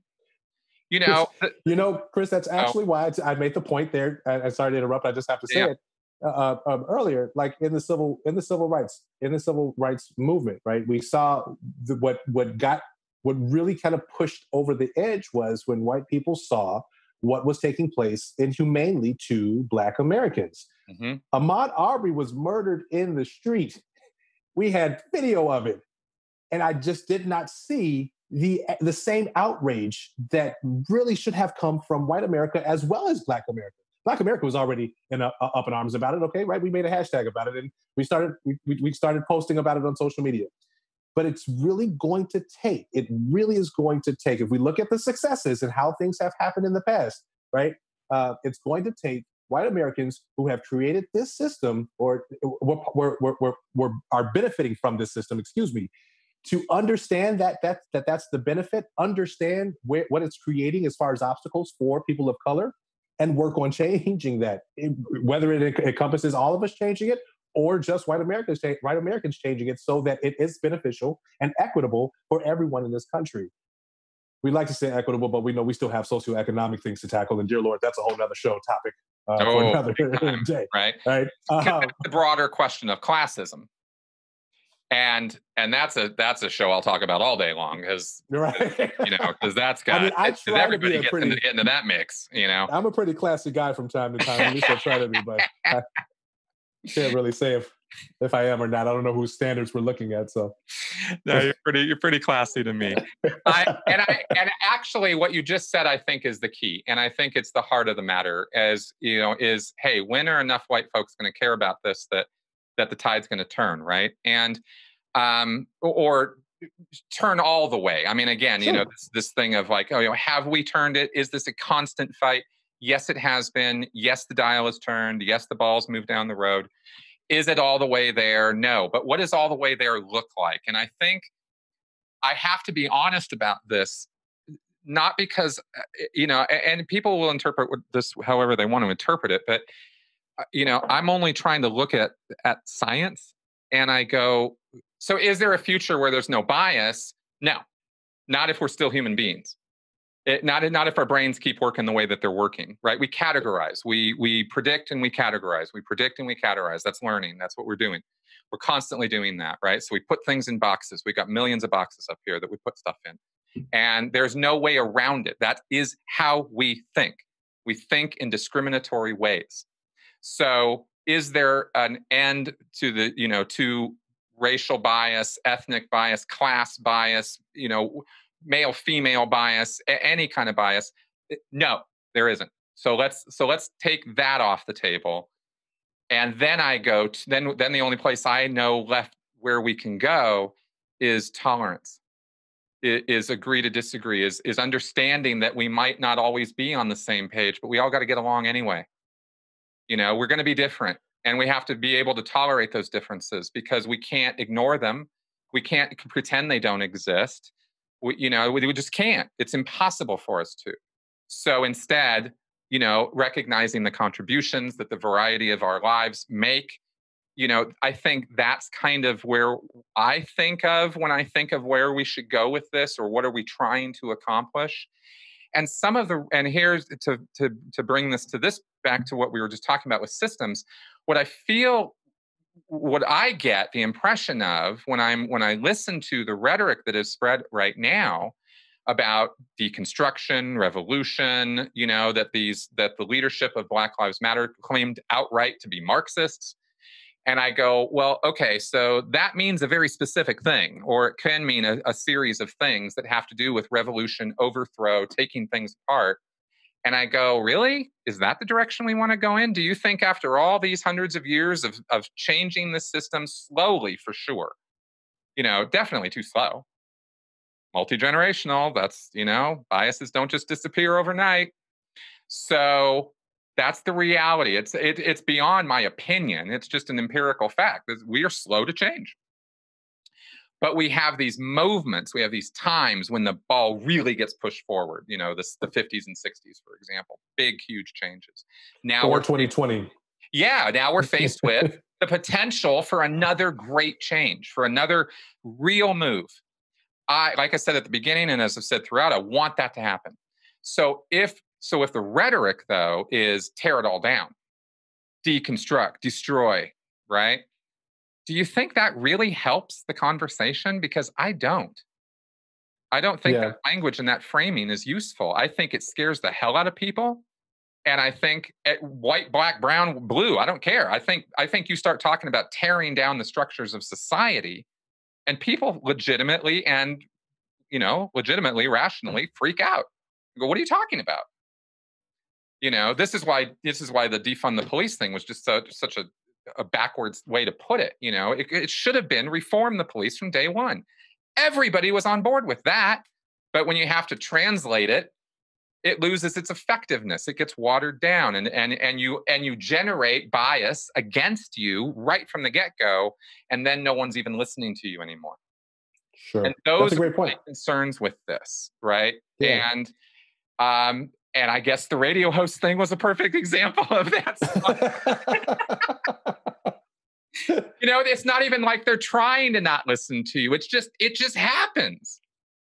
And then we can even assume racist motivations for it when that has nothing to do with it. It has to do with you didn't frame the problem properly in the first place. So people got the wrong impression and immediately started knee-jerk kicking back against it before you even had a chance to really say your piece.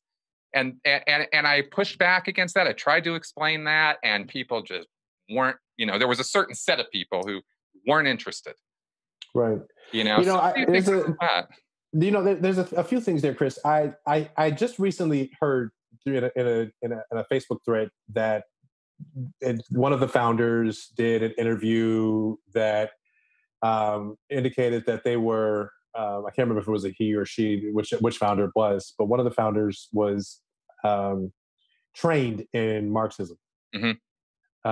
And I wonder, I haven't seen the interview. I don't know what was said, and I don't know, as we all know, some media tends to do, take excerpts and kind of run with that as the statement of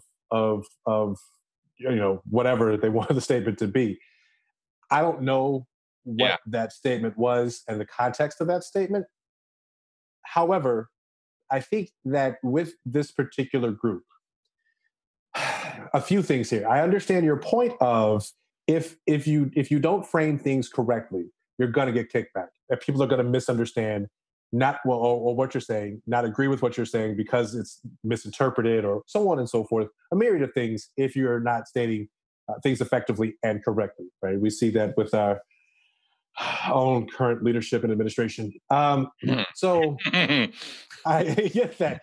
I think my concern is, my worry about this is, and as I mentioned earlier, that we can get into a little bit later, is how we've taken an organization that was literally started because of a need to acknowledge the value of life, the treatment of life, the inhumane treatment of life at the hands of police officers and with racial injustice, all of these things that need to be highlighted. And it started because of this one incident and grew really from there. My concern becomes, are we bastardizing this organization and shredding it to nuances because of the level of achievement that it is, or acknowledgement that it's gained? Not to say that that's the case, but I wonder if we're looking for ways to negate this organization versus saying, hey, maybe they shouldn't say that, they should say this. I am baffled on a daily basis. I'm just going to put this out there. Mm-hmm. I am baffled on a daily basis at how often supporters of our current administration have to explain what he meant when he said. It's daily. It's literally daily. There has to be an interpretation given to something that he might have said, spoke out, and what he really meant was. And yet there are still the supporters who rally behind him 100%. So if that happens in that aspect or that regard, you're talking about the president now. The president, yes. Yeah, president of the United States. Right, president of the United States, yes. Yeah. To be clear about which administration we're talking about, and the current one. Yes, that totally. And yes, you are absolutely on point about that. Yeah, he is not a great speaker. but a lot of the information that is given as the leadership of our country is suspect, right? It's not. I mean, I to go off on a tangent. How as the president of the United States, do you not know that Juneteenth is a celebration of freedom for Texas slavery? How do you not know that as the president, right? But anyway, be that as it may. So on the flip side of that, you have an organization that has, maybe made a statement of a leader who's been trained in Marxism as now running with this group is all about, Marxism, or they went with the defunding of the police. Well, this was an organization that was created because of how police officers treated Black lives. Why wouldn't they go with defunding the police? Maybe it could be a situation of saying, we rally around saying, hey, love your movement. Defund the police probably isn't the right thing to do. Let's try this as the direction to go. And they could very well go back or respond back and say, no, we need to break down what policing looks like in this country, because policing is based off of this and is utilized to attack Black lives, right? That could be their response to that. There may be some fallacy there, but at the end of the day, it was created as a response to the treatment of Black lives in this country, and it's continuously under scrutiny because of, or I wonder if it's continuously under scrutiny because of the level that it's achieved as far as acknowledgement is concerned. When you get into the public eye, you become a bullseye. A bullseye is put on your forehead, no matter who you are, no matter what your race is, no matter what you have to say.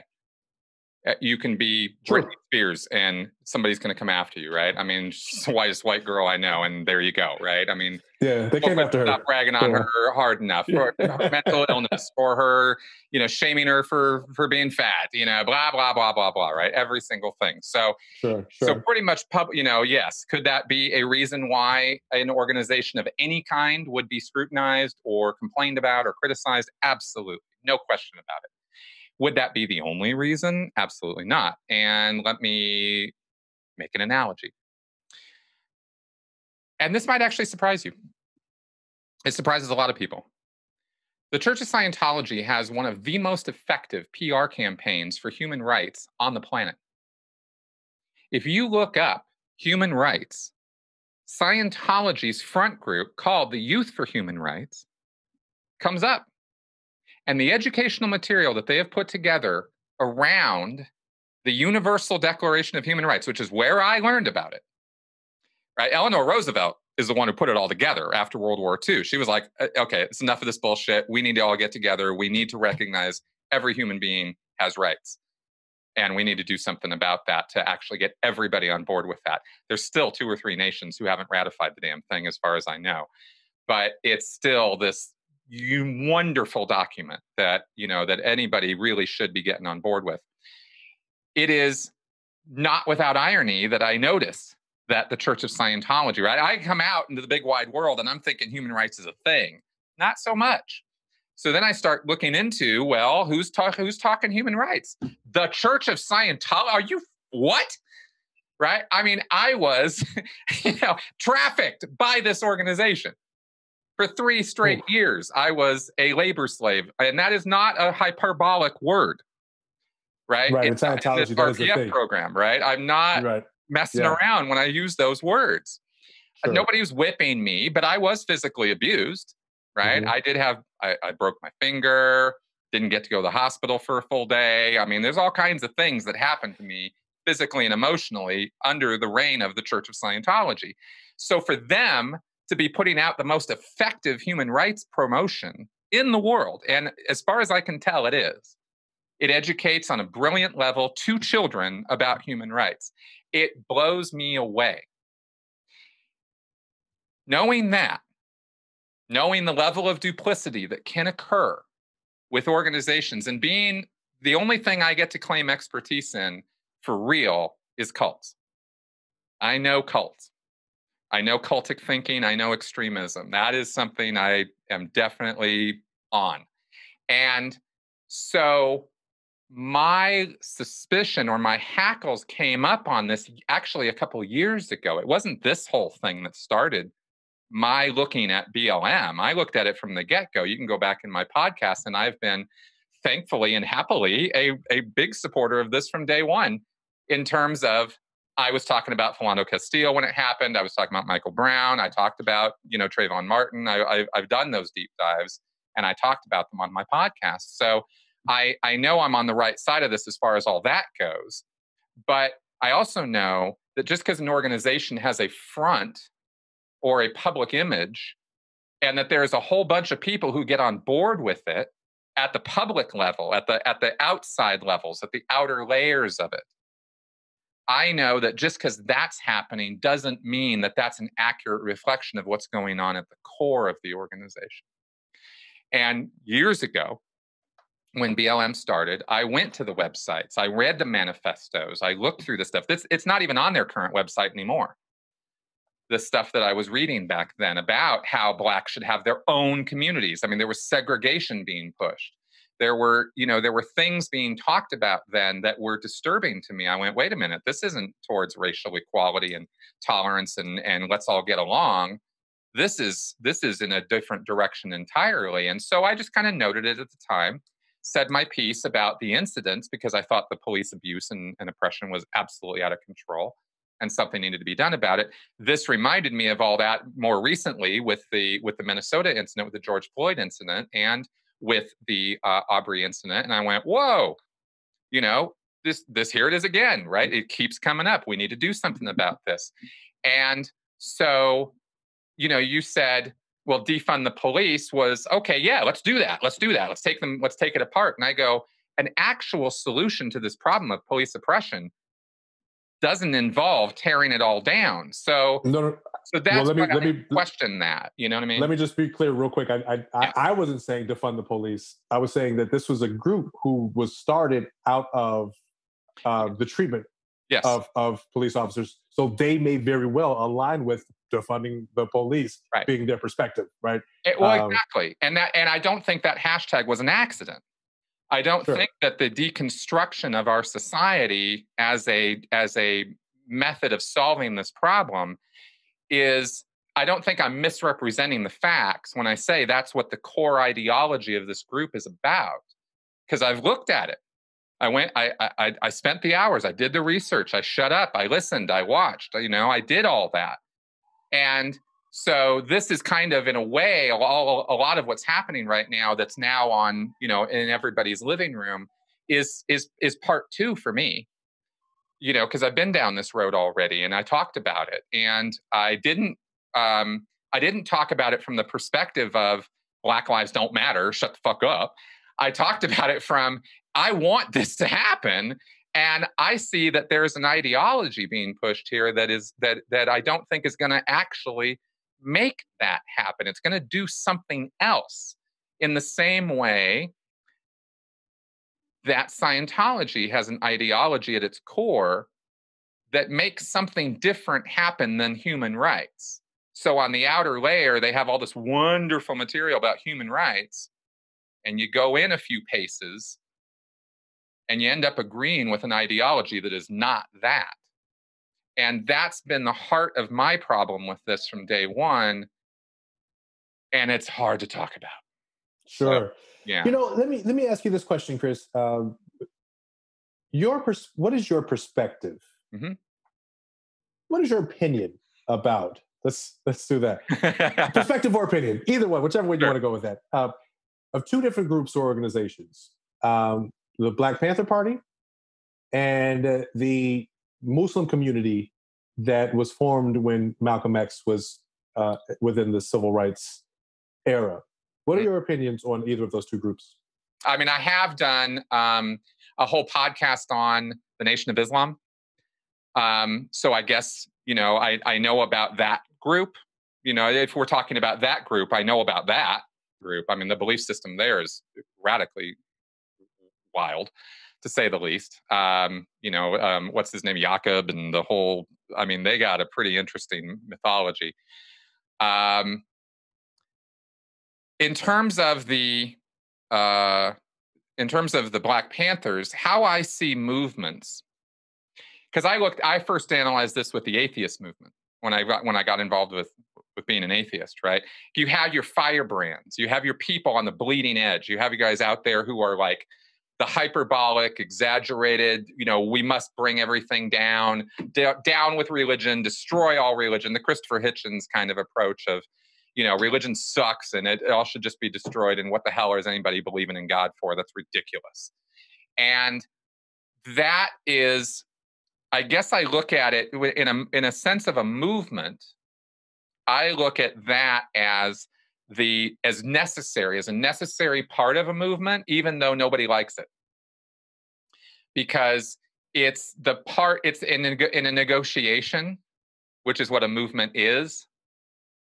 It's the part that asks for way more than you're ever going to get in order to get the more moderate position. If you only ask for the moderate position, you don't even get that, right? So that's how I look at it, and I first analyzed that with the, I don't think that's any, original thinking. I'm sure that's in some sociological textbook somewhere or something. But I think that with movements, you have a push-pull between the elements of the movement, which is the more excessive, extreme end of the movement, which is always going to exist in some fashion, no matter what. And the more moderate or more reasonable or rational or whatever word you want to use for it, right? I'm not saying Malcolm X was irrational by any sense. The man was quite smart. But but he was also quite passionate, Yes. And initially, he was like, kill them all, right? And then, and then he kind of walked back from that because he went, hey, wait a second, that's not how we're going to get this thing done. And he sort of deconverted himself from his own extremism, and then they took him out as a result, which was really sad. Horrible. So that's kind of how I see that. Is I do see it as necessary, but I see it as necessary only because human nature is so flawed that we can't just jump right to the reasonable part at the beginning and go, hey, you know what? You're right. Let's do it. We can't do that for some stupid reason. So is it safe to say then, or to assume that at the junction that we're in currently, that the Black Lives Matter movement, Black Lives Matter organization is something along those lines? It's very possible. And I have considered that. I have looked at that. And if that's true, and if that is how this should be framed, and I'm not sure that it is, I'm not sure that the people who are running this thing understand what I just said, right? But if they do, or even organically or instinctively, I'm the guy who pushes back so that we get the reasonable. The moderate, right? Exactly. Yeah, right. Because I want that. I want and, that. and You know, that's the thing. Here's I honestly believe. Well, first let me say again, I don't speak for the organization. I'm only speaking on my opinion, and also not really.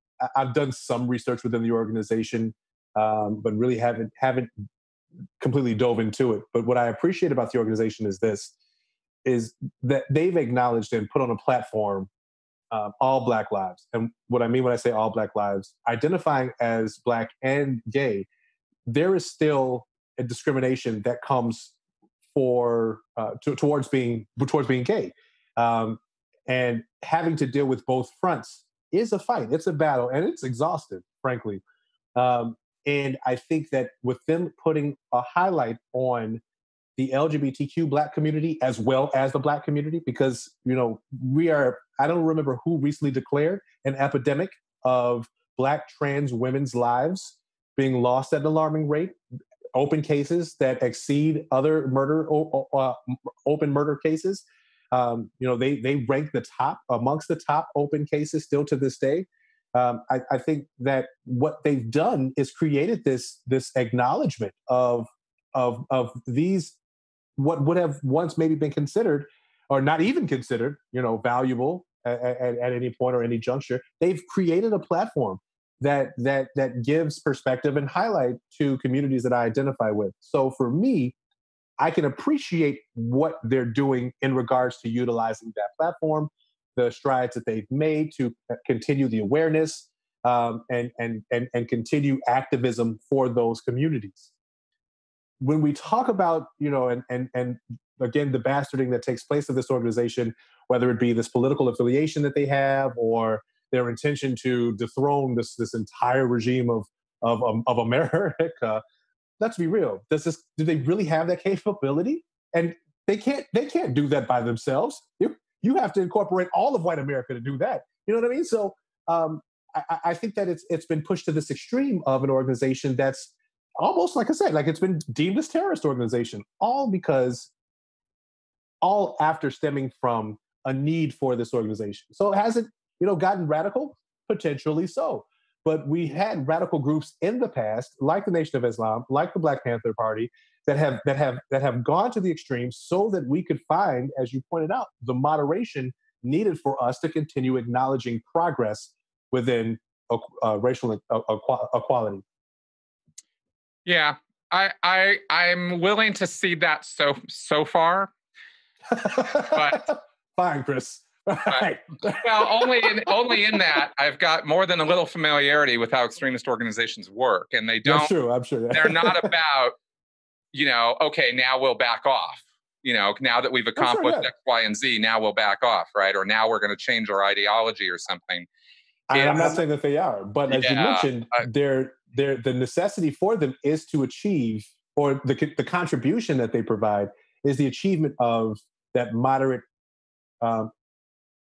progress, right? Fair enough. Well, I would really recommend looking in deeper to it to you, as far as what the ideology actually consists of and what critical race theory is and what it's about.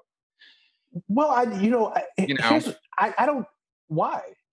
Well, because it is the philosophical principle on which this movement is based, and these principles are not principles that get you where you want to go. And that's and there's my disagreement. There's where we probably differ in perspective there. Yeah. For me, my activism involvement with Black Lives Matter is as you are is simply because Black Lives matter. Right. And there's too often that Black lives don't matter. So we need to say Black Lives Matter so people understand Black Lives Matter. How many times can I say it on the show? Right. Is there a record? Let me know if I reach you're good. my max. You're good. Okay, good. So for me, I don't necessarily need to get behind or involved with an organization specifically that says Black Lives Matter, they're doing great things, and hats off to them for the great accomplishments that they are making. Again, the acknowledgement that they've been able to highlight for two communities that I identify with that are marginalized, Black and gay. They brought this perspective, they brought this acknowledgement, and they fight for that. Whether there is political backing or so on and so forth, they're fighting and moving the needle on marginalization for some of the communities that I identify with, right? So I don't necessarily need to get involved with them. I don't have any desire to, and it's not because I think that they're any type of the bastardization that people are accusing them of being. That's not the case of why I don't join them. I just personally, and if there was an opportunity to, maybe check out something or an event that they had going on, maybe I would. But at the end of the day, when it comes to the concept of Black Lives Mattering, I simply just am creating this awareness and platforms for conversation for people to understand that Black Lives Matter. That's the ideology that I come from. And it doesn't necessarily require my involvement with the organization, right? Totally. I totally get it. And I'll analogize it again to the human rights, with the Church of Scientology, right? It's like, I just want people to be aware of what they're buying into, because they're buying into an idea set, not just a human rights movement. And whether they know they are or not is the tricky part. And this is again where my cult expertise comes in. I'm not saying Black Lives Matter is a cult movement. Thank you. I'm not saying that, and I've said that before on earlier podcasts, right? I've been clear about this. It is the ideological core that is troubling. It's got elements in it that I think you would disagree with. I certainly disagree with, and I have an issue with, because it is same right now in many people's eyes, such as what you just said, where you're like, look, I don't really care about that core. I want Black Lives Matter. I like what they're doing on the surface. I like what they're doing out on the outer edges, and I'm on board with that. And I only say, from experience, very hard-won experience, that the first step is always very easy. The second step is usually extremely easy too. And then the third step, and then the fourth step, and then by the fifth step, you're involved in a belief system or an idea set that's actually kind of destructive. Yeah. But I think it slowly, you know what I mean? I think that the benefit of being me is typically when you get to about that second or third step and they require financial contributions, right. I'm already out because I'm in between jobs right now. So, I can support from afar. Congratulations, right. Keep doing you. But when you start asking me for money, I fall out. So I typically don't make it past second steps in most cases of that type of organization. However, I think, and when we talk about things like this, I wonder if people feel the same way when it comes to their political party affiliation, right? We have two basically we've polarized politics in our country, Democrat or Republican, and we say that if I support or if I claim myself to be a Democrat, that I have to believe everything that the Democrats are saying. That's not necessarily the case, or vice versa. If I claim to be a Republican, then I have to support everything the Republicans are doing. And then so what we've done is we've now introduced liberal and conservative, right? Where you may have conservative Democrats or liberal Republicans to give us this kind of medium, moderate middle ground to differentiate. I wish we actually had a reputable third party that could come in and actually provide a different perspective and concept there. And people are going to say, well, we do. We really don't. But, I think that goes very similarly to any affiliation with, this organization, or like I said, the BIPOC, Black Indigenous People of Color organization, who I think is really still kind of at the grassroots level. I don't know. I could have just found out this organization. They've been around for years already. But, if people start aligning with their contributions and they start progressing and building and moving in the direction that supports and creates awareness and so on and so forth for Black, Indigenous, and people of color, what is the bastardization going to be of them? And is it, leadership that has taken a wrong turn somewhere, and which potentially could be so? Does that mean that we don't support the things that they are doing at a surface level? Again, let me also clarify by saying, as soon as you ask me for money, that's not where my contributions lie. So I don't have the financial backing and well-being to be able to, at this point in my life, create that ability right now. But Right. if people are looking for it, and restaurant manager, let me know, or just a radio host for hire, I can do that too. But so I think that and you're right. At the surface level, things are easy, but then as you get deeper into, there are things that you probably don't align with when it comes to values of a sort. You have an opportunity at that point to say, you know what, this is not the organization that I thought it was. It's not the organization that I want to be a part of anymore, and remove yourself. And I think that's all we're trying to do is really just say, and by we, I mean like somebody like me and, and James Lindsay and stuff, is this, like, we're not trying to say, hey, we don't want equal rights. We're trying to say, don't have regrets about this 2 years from now when you suddenly find out that what you thought this was is not what it was, and it goes off in some weird direction, right? But do we then just say that the organization needs to be, as you talked about, I think on a post on your social media, do we then just cancel the organization, or do we continue to work with the organization so that they are more in line with the values that need to be had for the movement? No, please do. But first, let's recognize that there's a problem. Right. Oh, gotcha. Okay. Because the first thing is trying to raise awareness. It's really not a whole lot different than the problems I've had over the years trying to convince people or show people who are involved in a cult, hey man, you're in a cult. Right? Because the pushback is like, you can't say that. You say that to somebody and they're like, I'm not in a cult. I mean, nobody joins a cult. Not knowingly. No one. Right? Of course. So when you have cultic characteristics and the family and the friends are like, oh my God, they often will, on a personal level, there's a whole lot of shenanigans you have to pull in order to talk to the person who's gotten involved in Scientology, let's say, in a non-defense, and without making them defensive and without raising their hackles and throwing out the cult word and all that. You gotta do this song and dance to get them to see that what they're involved in might not be what they think they're involved in. And I don't speak from this platform of ultimate intelligence and superiority that I know all about, what BLM is all about. I'm saying, hey, I see some red flags here. I see some very serious red flags. I see propaganda by redefinition of terms. I see thought stopping cliches. I see an ideology that pushes deconstruction, not construction. And I think to myself, this is not what's going to get this ball down the road. And so that's why I speak out. And so if we, just say, okay, surface level good, and we recognize that's where we're at and that's what we're talking about, I'm happy. But if we don't acknowledge, hey, there could be some real problems with this, and it's in all of our best interest to look deeper at who we're supporting and why we're supporting them, considering that we've just flowed millions of dollars to this organization. Kind of sight unseen in terms of these core values that exist at the center of it and the academic, ideology on which it's based. That's where I go, hey, if you want to give money to Youth for Human Rights, good for wanting to acknowledge human rights and educate kids on it, but be aware of the fact that you're actually giving money to the Church of Scientology. So good on the human rights. Do you really want to give all that money to the Church of Scientology?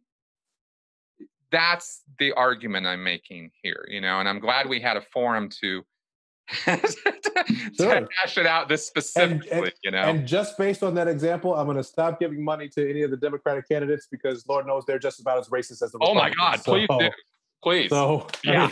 But I think that bodes to be the same conversation, right? When we look at giving money to organizations, you probably may not know at the root of those organizations. It's almost like when I used to drive through the toll booths in New York City or heading into New York, and I would ask the toll attendants, "Hey, I want an itemized receipt to where my money is going," because $15 to cross this bridge seems astronomical. When in Chicago, we only pay $2.50 or 75, whatever. You know what I mean? If they're able to give an itemized list of where your money is going, then maybe that might be a thing that we need to uncover for organizations that are taking money. And I'm pretty sure at some level that actually does take place. When we look at white collar crimes and whatnot. So but at the general consumer level, we may not get that itemized receipt. So all we have is that surface level to go off of and say, well, this is the direction and the support that I think I'm contributing to. It's almost like churches, right? If I'm giving money to the church, in my mind, I'm thinking I'm giving money to contribute to the well-being of and the sustainability of this church building for us to have a place to worship, where that may not be the case in certain regards. And you're right, understanding and uncovering those nuances, those details, those core substances is important. But I think if we focus on that and create this panic, then we have the reverse effect, and we don't have the sustainability of an organization that at the surface level, or even at its original inception, was to create awareness and fight back against racial inequality and injustice. Fair enough. And I totally get that, on board with that. So This is wild. I know, pretty wild, right? When you said we would have this long conversation, I'm like, no, we won't. This won't be that long. And look up, what is this, almost 3 hours later? Here we are. I know, right? I know, it's wild. Well, listen, man, I really want to thank you for doing this. And I want to ask before we end off, because I want to make sure, is there anything that I didn't give you a chance to say, or that we didn't cover that you wanted to bring up? Oh God, it's so hard being Black. You just cut off everything I wanted to say. No, and let me not make light of the situation. I throw that out there because I think that when it comes down to having conversations about race, you're right. When we initially got started, there's very razor edge, nuanced, intricate, and emotionally charged conversation and discussion, to the point where people are literally going at each other's throats about this. It's important to have these conversations, because if we don't have these conversations, and that we provide a comfortability in some regard, at least with me, I like to provide some laughter in these conversations, because it helps continue the dialogue comfortably at some level. Talking about race is uncomfortable for some.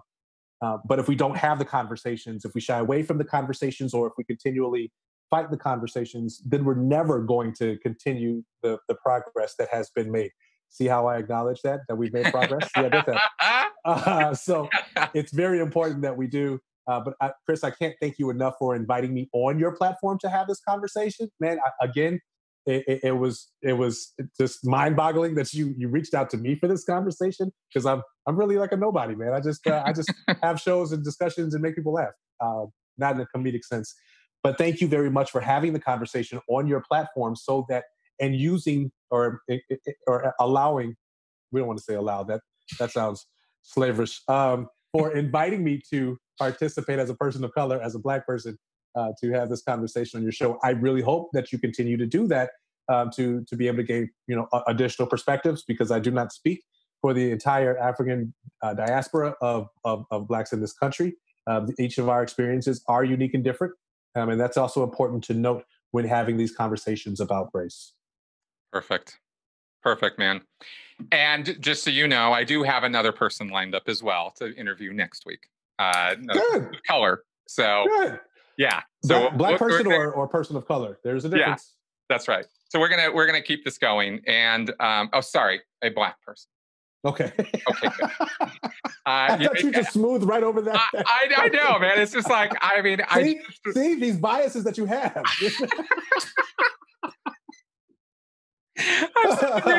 I'm such a racist. Such a racist. Again, see?